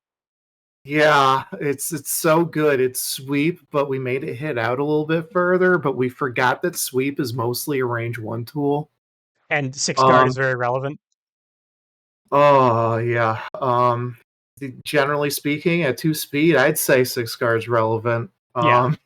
Yeah, all right. So wait, hold on. So at range 2 though, this is a mid speed. Gosh, technically? It sets, I mean, listen, speed ties matter. It sets range 4. Yeah, I'm struggling though. Yeah, welcome to Side Swing. So I compared Side Swing to another card a long time ago that I need to pull out.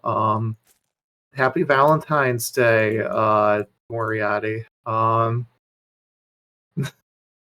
This is Gabrek. Oh God. Are you invoking Gabrek on me here? I'm invoking rolling ankle grab. Invoking rag in my testament lesson? Polter. God, I love this card so much. I'm sorry. This card's amazing.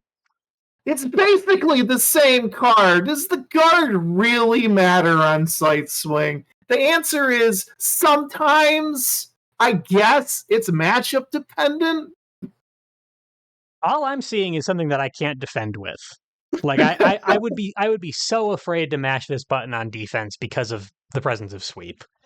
If I'm literally at range 4, I lose to everything my opponent is going to do on defense.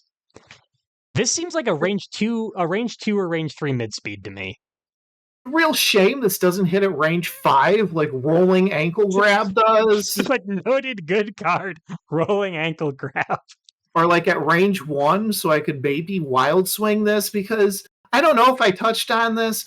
When you have all ranged attacks, when you are missing range 1 as one of your big options, your wilds are hot garbage. Right. There's nothing you can do if the opponent just says, I'm scrambling you. Good luck.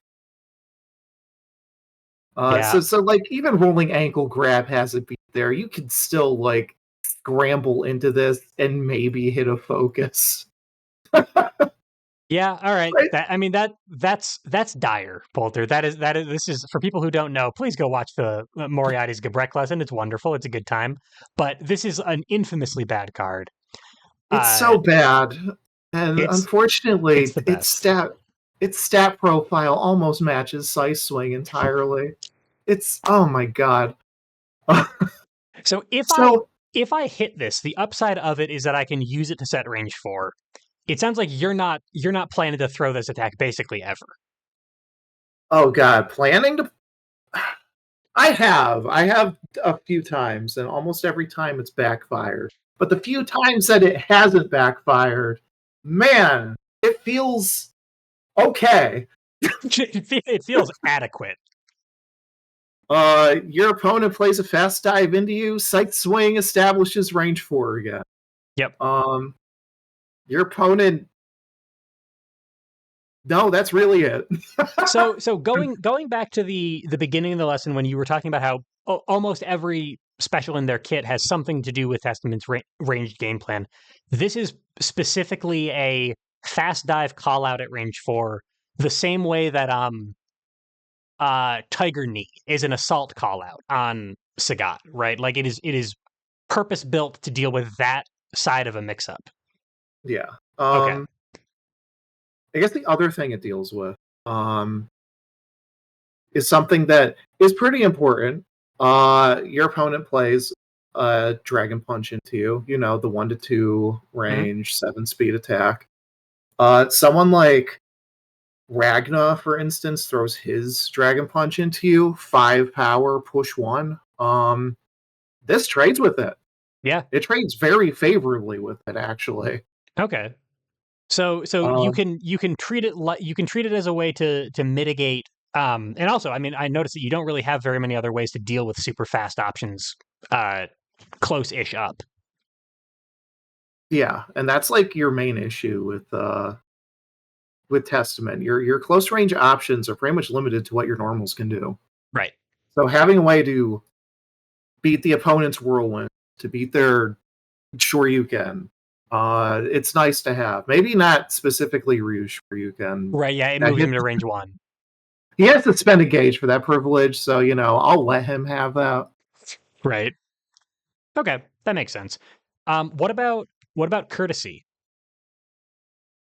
Oh my gosh! So if as a matter of course is one of your best boosts because you play sweep a billion times. Courtesy also just allows you to play sweep a billion times because what this reads is, as long as you play an attack with guard and your opponent doesn't hit you with spike, you get that attack back into your hand and Slice Swing goes into your gauge instead. Okay. Yeah, So, I mean that's a the card that you just named. Most of the time you play it, if it loses combat, it's not because it got stunned. right. So you can whiff with sweep and still get it back. That sounds pretty good. You can whiff with focus and still get it back. You can do block recursions with this, which is kind of funny.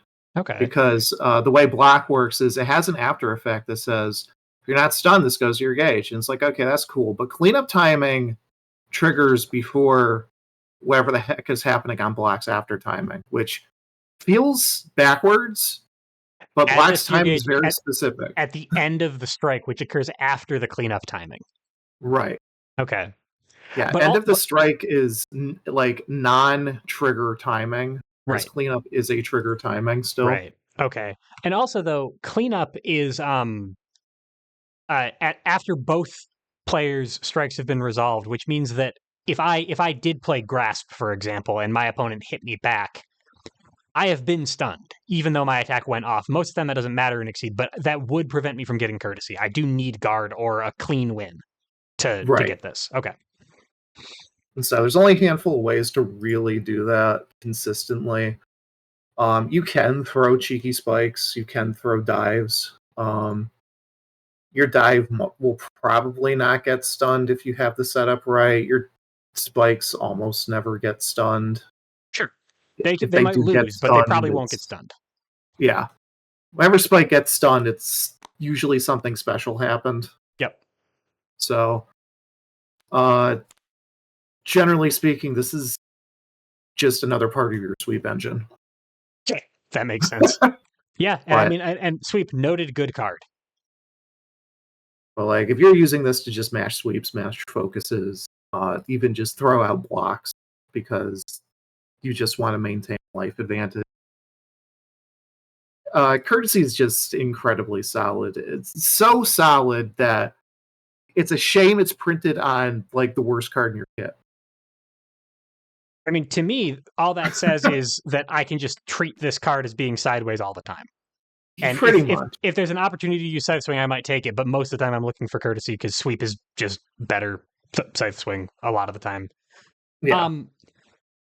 I noticed that our recursion tools, or at least the ones we've talked about so far, I don't know if they have any more, is gauge specific, right? This will let me get a card back that I just played, but this is specifically taking a card from my gauge, putting it back in my hand. Does that mean Right. that it is more of a commitment to play badass than it is to play sweep? Sure is. Okay. And like badass is fantastic because you can make Arbiter Sign Falling into a power 6 speed 4, which notably just beats almost everything in your opponent's kit. Yeah, that's Kendoken. And it has the guard to survive like Ryu throwing a fireball back at it. Oh yeah, because he gets armor too. That's right. I mean, So, oh no, it's one armor, one guard is enough as well. Yeah, so that's a messed up fireball. But yeah, throwing badass on that turns it into just a death machine. unfortunately, that is enough of a commitment. Like maybe when we talk about the normals, we can talk about that. But that sounds like a more difficult value proposition than mashing sweep over and over again. Yeah. And it's Okay. like super easy to mash sweep over and over again. They give you so many tools to do it. Right. So doing badass to do one thing, take it. It's gonna have to be a pretty good thing though. Yeah. Okay. So That makes sense. So those are my specials then. yeah. So you have your reversal tool in Unholy Dive. Okay. You have your anti-reversal tool in Sight Swing. This is going to be beating your fast dives, going to be beating your whirlwinds, going to be beating most of your DPs. Yep. Standard use Fireball and just draw engine in Grave Reaper. Your fast Fireball and Arbiter Sign Rising. And of course your mid-speed Fireball and Arbiter Sign Falling. Yep. So this is what the majority of your gameplay is going to revolve around, these 5 options. And of course the really good boosts on almost all of them. Yeah, and supplementing that with your normals, you've got a pretty workable game plan. It seems like you're gonna brawl, make use of these things to make your brawling more powerful. If you can get an opportunity to, you can threaten some really scary things far away. Yeah, makes sense. So as every good Exceed character does, we have to have ways to spend our gauge. Yeah. And of course, we have a lot of things that we can cancel with. Almost all of our specials we can cancel with. Now, whether you do want to cancel with them or not is really mostly a matter of, is it worth it? Which, to Exabeast, you kind of have to in order to actually make the retreat pay off. Right. Matter of course, you probably want to if your opponent has reading and you don't want your sweep to just get eaten by something. Even parry, it would feel pretty bad to lose a sweep into. Yeah. So you're probably going to be spending gauge on most of these things to cancel them. You could probably get away with it on courtesy or elegance to just keep them in play. Right. But of course, there's also things like the elegance into scramble, where you just force your opponent to play a losing option. Right, and pay through the nose for the privilege. Yeah. Okay. So, what else do we have to spend gauge on? We have a 2 gauge exceed, which is very cheap.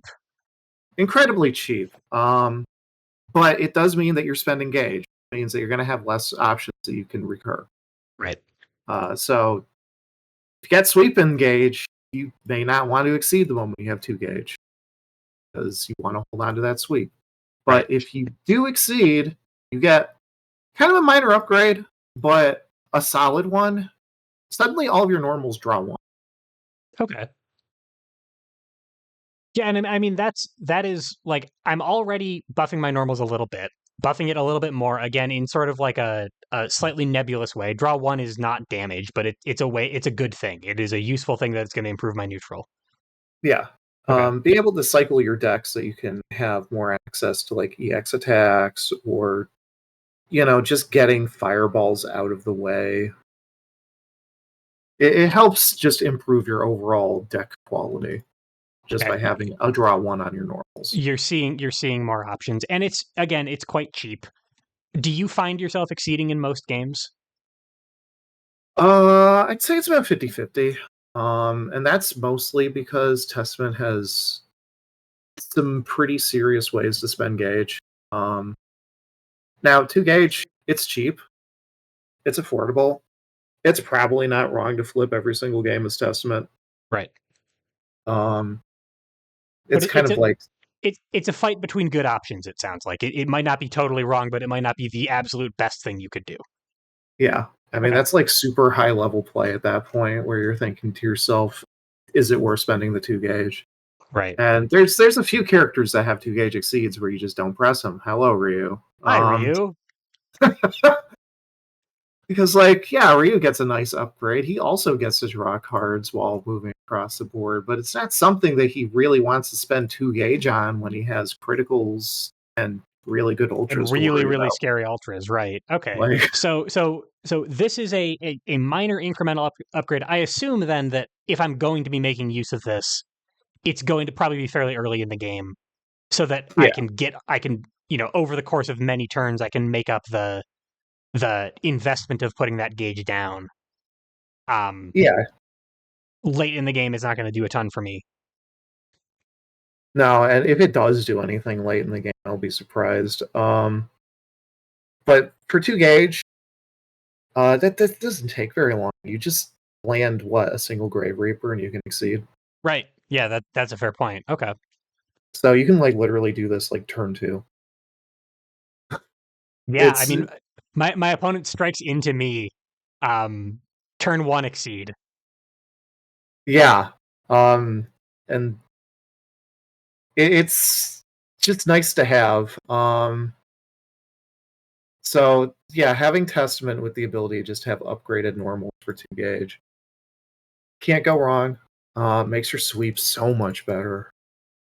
Yeah, opponent discards and you draw a card. That's a lot of resource pressure. It also makes your grass and crosses way better since now you can start drawing into your fireballs or your other neutral tools. Okay. So I'd say, yeah, you want to play Testament that feels good, probably just exceed as soon as you can. It's not like you're going to lose value by doing it. Right. You might Again, lose as value. long as you're not getting rid of the things in your gauge that you want to recur, or as long as you're not going to get punched in the face for taking the turn off, it sounds like. Yeah. Yep. Which, you know, we also have our ultras to consider, which are going to also eat up way too much gauge. Okay. But they're both really fantastic ultras as well. I think your first major one, probably the one that you will be playing the most often, is going to be Calamity 1. Where, Testament just summons X Beast to just eat your face, which I'm fine with. Just slam it. This is a kick shape. You're familiar with the donkey kick shape that Ryu popularized. This Sure. is a kick. The 2 gauge cost on it's a lie. Probably going to And be free because I want to hit for 7. yeah, so it's a kick. You're playing this in most of the same situations that you're playing a kick in, which is uh if I'm gonna move these cards a bit, Sure. I find that the best sort of kick positioning is when you're stuck in a corner because your opponent can't grasp you Sure. and avoid it. So if they pull you over 2 spaces, and you still get to hit with the kick. But Polter, how is a So, dedicated zoner going to find themselves in the corner? gosh, I know, right? It'll never happen. We can't use this attack. So having a just nice dedicated defensive tool is really good, but also the fact that it has 4 guard and not the worst speed in the world means that you can actually just play this as an offensive action. Sure. And sometimes that's just the better use of it. It's safe enough. Yeah. I think what Calamity 1 is doing for you is not providing a 7 power attack. It's providing a safety button. Okay. And it's a hell of a safety button because it's only 2 gauge, but the before effect allows you to gauge. You don't have to hit with this. Your opponent can cross out of this attack, and you can just grab a fireball from your gauge and hit them with it next turn. Oh, okay. So I whiff with this because they crossed out, and then I look at what's in my gauge, and it's all the things that I can use to punish my opponent for crossing out. Right. Got it. So Interesting. Calamity 1 is giving you options. It is giving you a lot of options. sometimes the option is just grab sweep again. Right. So I think that's like the best use case for Calamity 1. Sure, We're using it to get an option. Because sweep is awesome. And ideally, the best use case for Calamity 1 is that I hit for 7, stunning my opponent's sweep, getting my own sweep back and killing them next turn with it. But right. I would settle for whiffing with it and then punishing them with Grave Reaper or something when they crossed out. That's workable too. And since it's a before effect, and since you already know pretty much ahead of time whether you're going to win or lose the strike, you can pretty much immediately pick which one of the 3 or more cards you have in your gauge you want to actually pull back before. Oh, right. So because you're validating from gauge, 2 of those cards are going to go away, and you just won't choose those 2. Right. You won't choose one of them because you want to recur that one. That makes sense. Okay. So, and I mean, 2 or even 3 gauge is not undoable.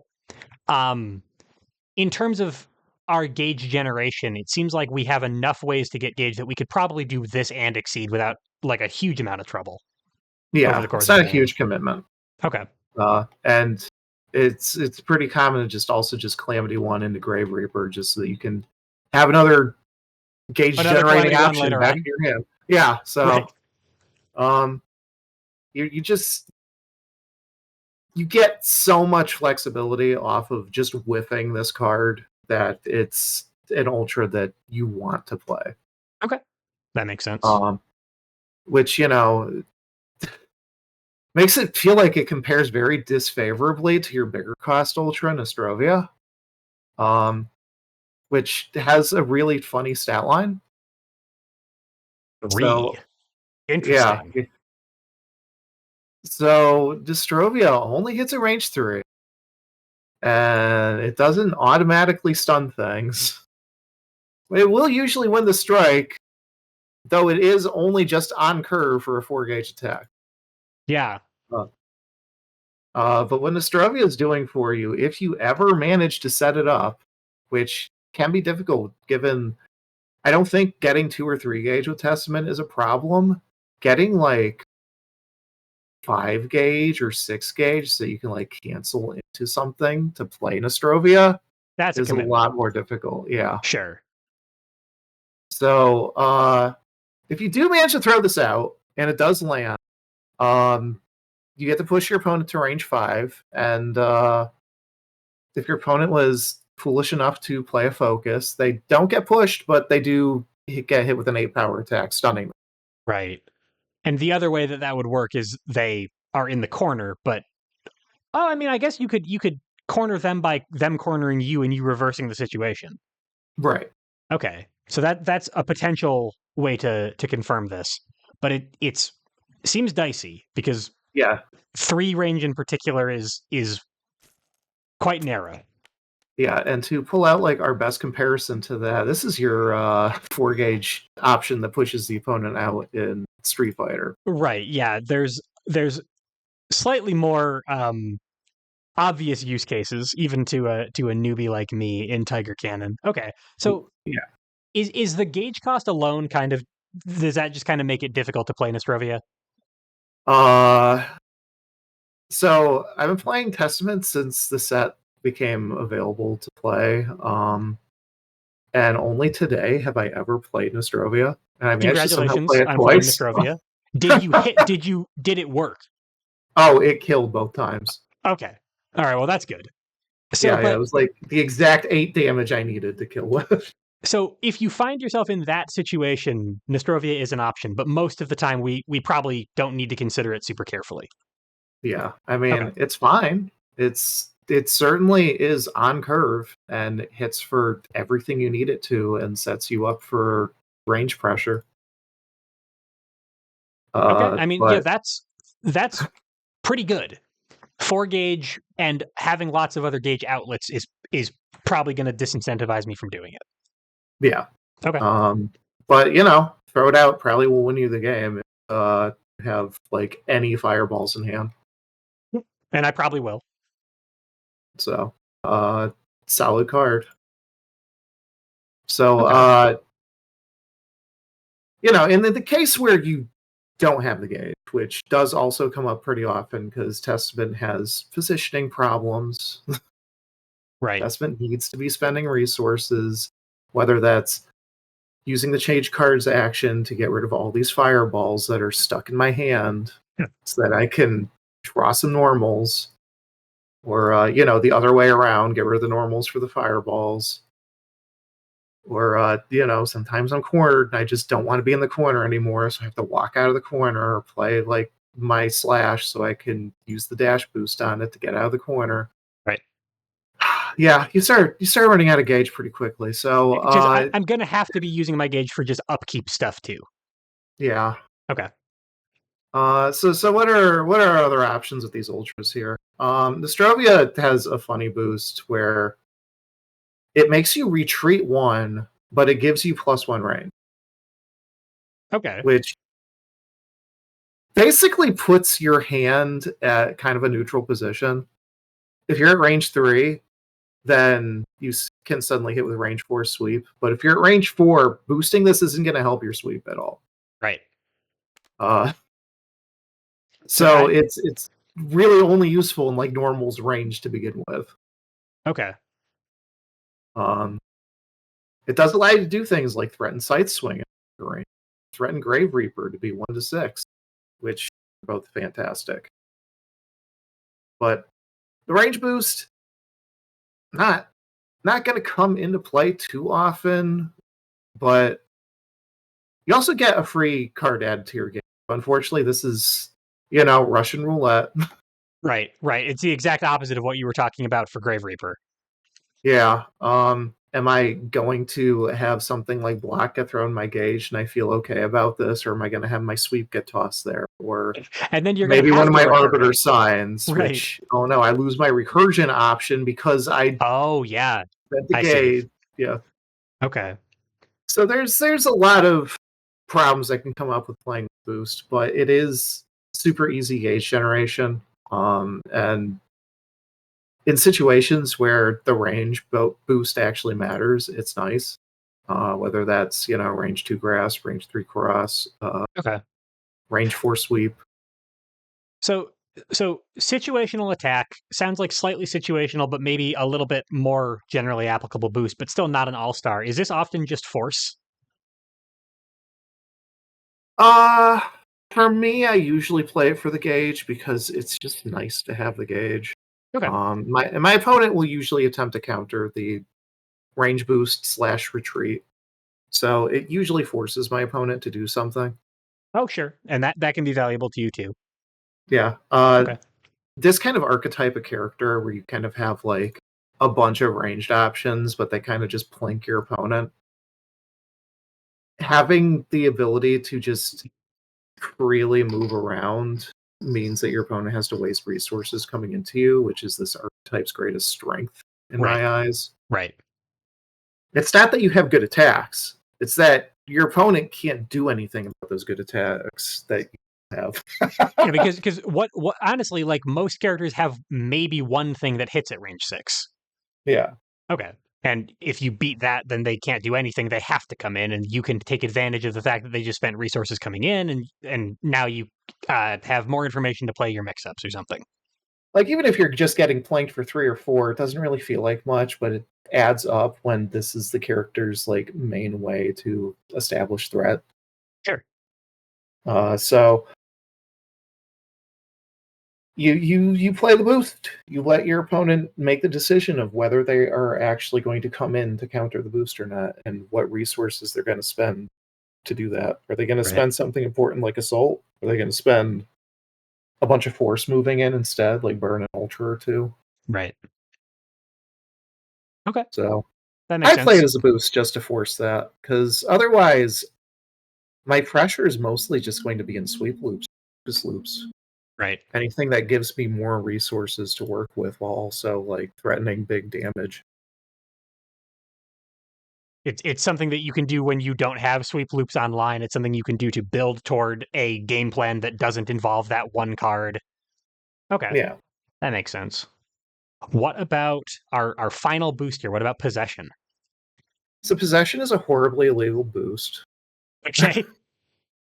So this is a funny card. It's kind of like reading in that you do a bunch of jank things, and then you see if your opponent actually just loses. In this case, it's a bit more interactive than reading. So the trick with this card, by playing possession, you are playing a card from your hand or wild swing while boosting them. Your opponent then, responds. And after seeing the response, you get to make the decision. Are you going to advance 2, or are you going to draw a card and stand where you are? Okay. And So I've seen so many people get screwed up by this decision that this so is sometimes just a game-winning boost on its own. so all right. So you're so your opponent has put a card down. You can tell if they played an EX or something like that, but you don't have Yep. any other information on top of that. And then you basically turn into like Hazama for a turn? Yeah, Okay. but like a more screwed up version of Hazama that gets to choose Yeah. after they see what the opponent is doing, whether he actually wants to move or not. Right. Okay. So what are there any like bespoke combos that you can catch people with this? Um, there's a few funny things, right? So just the fact that you can advance 2 gives this a couple benefits that Testament really likes. The first being that you can throw this as a range 4 mix. As a range 4 mix-up option, this becomes kind of nuts. Because Okay. suddenly your opponent has to be like, do I play against a normal or do I play against a fireball? Oh, sure. Yeah, and they okay, I get you. So they have to put a card down knowing that you're effectively in like quantum superposition. Yeah. Okay, interesting. Uh, this is definitely Schrodinger's strike. Right. Right. Okay. So Uh, I can throw a range 1 spike. I could throw uh a like you said a range 4 mix up that includes um sweep and arbiter sign. yep. Okay. Uh, and if you have a handful of normals and this at the start of the game, maybe you just do this. Maybe you You just just do use it something for tricky. the movement and just go Yeah, in and start fighting. just mess with your opponent a bit. Interesting. The other thing is that because you're almost always cornered as Testament, the Advance 2 gets you out of the corner and also puts you at a different range. Right. Because if you're at range 2 against Ryu, You go are to you range staying 1. at range 2 or are you going to range 1? And the same thing if he's right next to you. Do you Right. go to 2 or do you stay at 1? Right. Okay. So and the idea with the attack is that there's very little that they could do that could cover both of those positions most of the Right. time. Okay, so it's a way to make your mix-ups more ambiguous. It's a way to get movement, or I guess card draw if you want to stay where you are. That all seems awesome. Are you Yeah. using this boost regularly? Is this like a major part of your game plan? I think it's mostly dependent on the game flow. Okay, Because you're not going to play Calamity 1 into an opponent that's going to play against Calamity 1. For instance, Ryu over here knows you want to play Calamity 1, so he's going to play Donkey Kick and stun it. right. So So as maybe soon as Calamity 1 goes off the table, all of a sudden possession becomes a much more viable thing to do. right. Okay. Sometimes you just really, really, really hate this corner, and you're just like, all right, well, you're not going to be cross. Yeah, I'm going to range 5 and there's nothing you can do about it. Or occasionally, your opponent has a Dragon Punch that they can throw out. And suddenly you say, am I going to cross or am I going to grass? Right. Sure. Yeah, okay. So you can sort of like jankily is the word I use, but you can jankily break the speed curve. Yeah. Kind of. Um, Well, I mean, it's not before movement. You're not actually going above the speed curve, but you are making your opponent commit to an attack when you're at a range where you can't hit with something. Yep. Weird. I like it. Okay, that's cool. You can do fun things with this by screwing around with like spike. Am I going to play the spike or not? Am I going to play the grasp? Am I going to play the cross? Am I going to jump over you and then dive back into the corner? There's so many fun and weird things you can do by just having possession in your existing kit.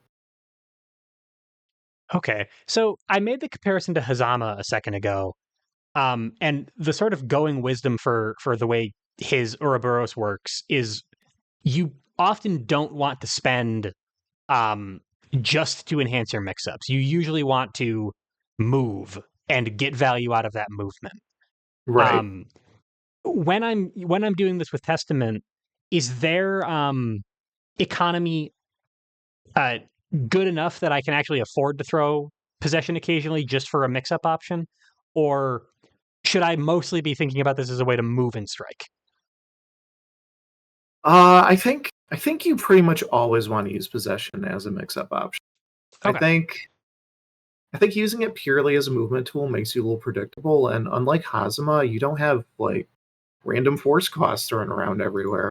oh, that's true. Um, you don't have to pay the one force to set your Ouroboros down to begin with. You don't have to spend a force to play one of like 3 of his specials, I think, have force Right. costs. It's just the Um, boost itself and the card that you're striking with, and your card draw, especially if you're exceeded, that's not going to be too bad.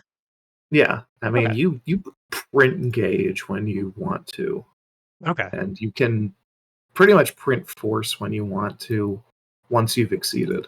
Okay. So that's another reason to exceed is that you're able to afford a lot of these effects and maintain a healthy hand so that you can threaten the ranges that you're landing at more easily. Okay. Right. So that is every card in Testament's kit. We've covered the boost, we've covered the attacks, we've covered a little bit about economy.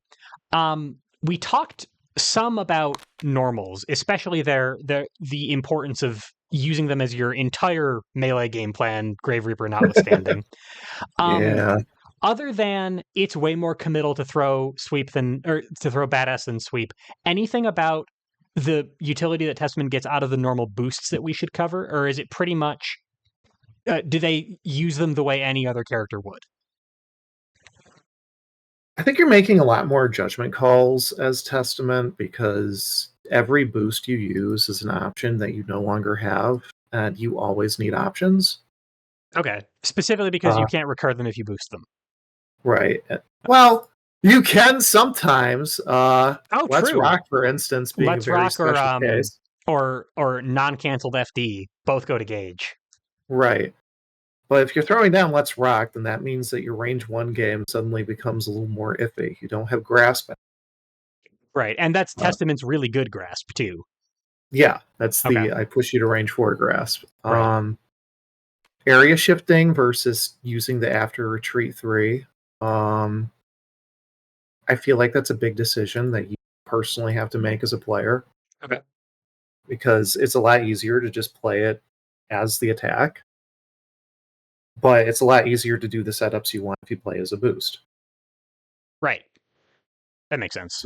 So the question is, are you going to pull your opponent past you and then do something else? Are you going to push your opponent out? If you're in a weird position where Ryu is in the corner and you're cornering him, do you area shift him out Right. so that you can do something like play the dash to take center board so that you can actually start taking spaces instead of being Right. trapped in a small area?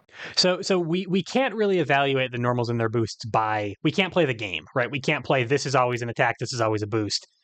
We have to evaluate it case by case, but we're also looking at use cases that are kind of weird, like Yeah. situations that aren't the standard. Well, yeah, you use area shift when you can put your opponent right here and get gauge for it. We're looking at kind of the weirder edge cases for some of these boosts. And like for someone that you can compare from like the same set, like Axel, Axel has it easy because he Right. has these fireballs that do like no damage, but he has a bunch of them and they all say like retreat 3 or advance 3, and it's like, wow, this is really easy. I don't have to do any decision making. I can just stay at range if I want to stay at range, right? So you can get as close as you want to, you can get as far away as you want to, and all you're burning are like fireballs that do 2 damage. Like Right. this isn't a huge decision to make for Axel. For Testament, it's a pretty big decision that you have to constantly have on your mind. Okay. And I assume for pretty much all of the utility boosts, parry is good when parry is good, ukemi is good when ukemi is good. Like that's gonna work the way that most characters are going to use those boosts. Yeah. Okay. But I for mean, everything black, else, we're evaluating it the utility of the boost versus how important the normals are to Testament's game. yeah. I mean, black gets a little bit of a special mention because you can recur it. You Right. can do the silly broken things that season 1 Zoe could Yep. do. Shout out to our good friend Zoe. Being able to just throw dive as a mix-up option is great for Testament when they have so many fireballs, but if they're all stuck in the deck and your hand is all normals, do you risk wild swinging or do you Right. just dive in? Right. Okay. So even like the very basic cases for I want to play these as a boost. Well, do you? Okay. Or So do you so just want to if leverage the extra option? if we're being very, very general, slightly prefer these attacks to these boosts. The boosts are gonna Yeah, come up. We're gonna use them probably in every game, but totally in a vacuum, slightly prefer the attacks, it seems like. yeah. Okay. That makes sense to me. And with I mean, that, even that is every card in Testament's kit.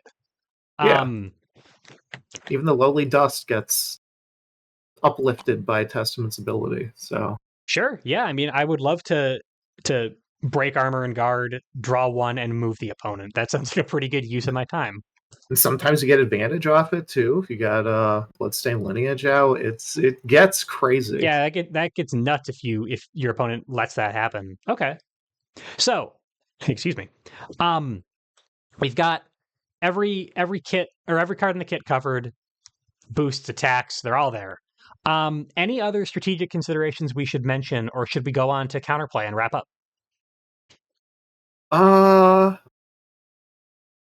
I think in terms of strategic considerations, the only other things that I'd have to think about is that Testament has a bit of an extra advantage against characters that basically play to one side or the other. If you're up against zoners, you have so many tools to use against zoners. Right. By just you could just get in and start spamming them with your upgraded normals. You have like really funny things like to scramble into bad options. Right. Uh, and on the other side, you have characters that are like Giovanna, who only hit at like range 1 to 3, Right. and So you can you just just keep keep them out pressuring them. forever. Yeah. Yeah. Okay. And against the characters who can like our training dummy here, who can kind of live both lives, do they struggle a little bit more? I would say so. Okay. Just having like a lot of safe, grounded options makes it harder for Testament to live their life. Okay. So, in terms of counterplay, in terms of what my opponent is doing to stop Testament from running this game plan, I mean, we already sort of talked about it pretty extensively, actually. That the game plan that you laid out is taking into account that the obvious counterplay to this kit is to walk up to Testament and punch them in the face. Yeah, Okay. because having upgraded normals doesn't mean that you have upgraded normals. Uh, Right. if you're Right. No, trading with like your donkey kicks and sweeps, then you're still fighting a losing you're battle. still probably losing against a dedicated melee character. Sure. Any other things that your opponent is doing to mess with this game plan? Or is it mostly just like taking the Testament game plan and inverting it and watching out for the scary things? I think in terms of play, a few things to be aware of is rising is a lot less scary than falling. You get hit by Okay. 3 damage is not going to break the bank. Is it worth spending a dive to lose to rising? I guess that's the question of the day. Right. Probably. You don't have a lot of things that you're going to be spending like your techs or ukemis on. because Okay, but Testament yeah, has like what, a +1 power, a +1 speed, a there's +1 no range. for point of comparison. There's no sweep Yeah, destruction in this kit. like even just basic like Ryu Swift +1 power, +1 speed. Testament doesn't have that. You Okay, have to like boost badass to get those stats, and that's a pretty big commitment on Testament's part. right, and you're probably canceling that as Testament, so your Ukemis or your techs aren't going to be that much use anyway. So you're probably going to dive in, and if you lose to Arbiter Sign Rising, oh well, that's not that big a deal. Yeah, losing the Grave Reaper a bit more of a deal, because your opponent does get a pretty huge resource advantage out of it. Right. And I guess that's like the other thing to be concerned with. Once you are in against Testament, you have basically Grave Reaper and Unholy Diver to worry about. Unholy Diver is going to be out there just poking out your good tools. Right. So you can't just stay at range 3. But also, if you stay at range 1, then you have to be aware of the fact that Testament's going to try pushing you around, whether it's through playing Grasp or playing Grave Reaper. Okay. So like do that, right? Like don't let Testament run their game plan completely unopposed, but counterplay. It's not enough to just run in on them. They Yeah, have options. They have ways to deal with that. You need to watch out for those things. yeah. Be Okay. aware of when to use focus. Um, Basically, don't spend your focuses on doing anything other than trying to avoid like the Grave Reaper or Grasp bait. Probably Right. save your grasps to try to beat those things as well. Sure. Um, Testament doesn't do great into faster attacks because we only have technically 2 copies of Sweep and Focus. I know that's a little weird after that Right. whole Despite session, but despite uh, continually finding those copies again and again in their pockets, there are only 2. Okay. and So obviously be aware of the fact that they're going to be smashing you with their slower options. So you want to hold on to things like Dive to try to beat those or bait right. them even. Maybe find a way to parry them out of their hand if they're not going to use them right away. But most of the time, it's probably going to be a get it back and then blow you up with it. Yeah. And of Okay. course, every character, almost every character, has pretty good close range tools to just ignore Sweep. Yeah, I mean, Whether it's most characters have something. Sweep is a dangerous enough card that characters who literally can't beat it really have trouble. like sometimes you have to play the cross. Yep. Let Testament initiate into you and play the cross. You'll probably do fine. Okay. Just get back in afterwards when it's your turn. If you can play the dive to get over it, do so. If you can just mash donkey kick, I mean, you may as well, right? Sure. Yeah, so I mean, use your good cards where they're good is pretty universal exceed counterplay, but with Testament in particular, their ranges are specific enough. You'll probably be okay even if you uh, give them what they want for a little bit. If you have a plan to get back in, you can go out. Yeah. Okay, that'll make sense. Well, Polter, is there anything else you wanted to mention, or am I now a bona fide Testament master? I'll be surprised if anyone's a Testament master after this. I'll be honest. I don't know. I think you did a pretty good job. Um, this is a It's character that it seems like not a lot of people have been super excited about. Clearly, they did not see the same magazine pages that Polter saw when he was a kid. Um, seriously, I mean, look at Testament. They're still hot. they're awesome. Go out and try Testament. Give them a shot. They seem really cool. I'm hoping that we can get a little bit more play for this character. Uh, but yeah, Polter, this was awesome. Thank you so much. Yeah. Really enjoyed talking to you. Maybe it won't take another 14 months to do the next one with you, but I'm sorry, 16 Hope not. months. Not that I'm counting. But this was really Mm, great. Thank you so much. I really enjoyed it. yeah. All right. And to everyone watching at home, I hope you enjoyed it too. I will see you all for the next one. Goodbye, everybody.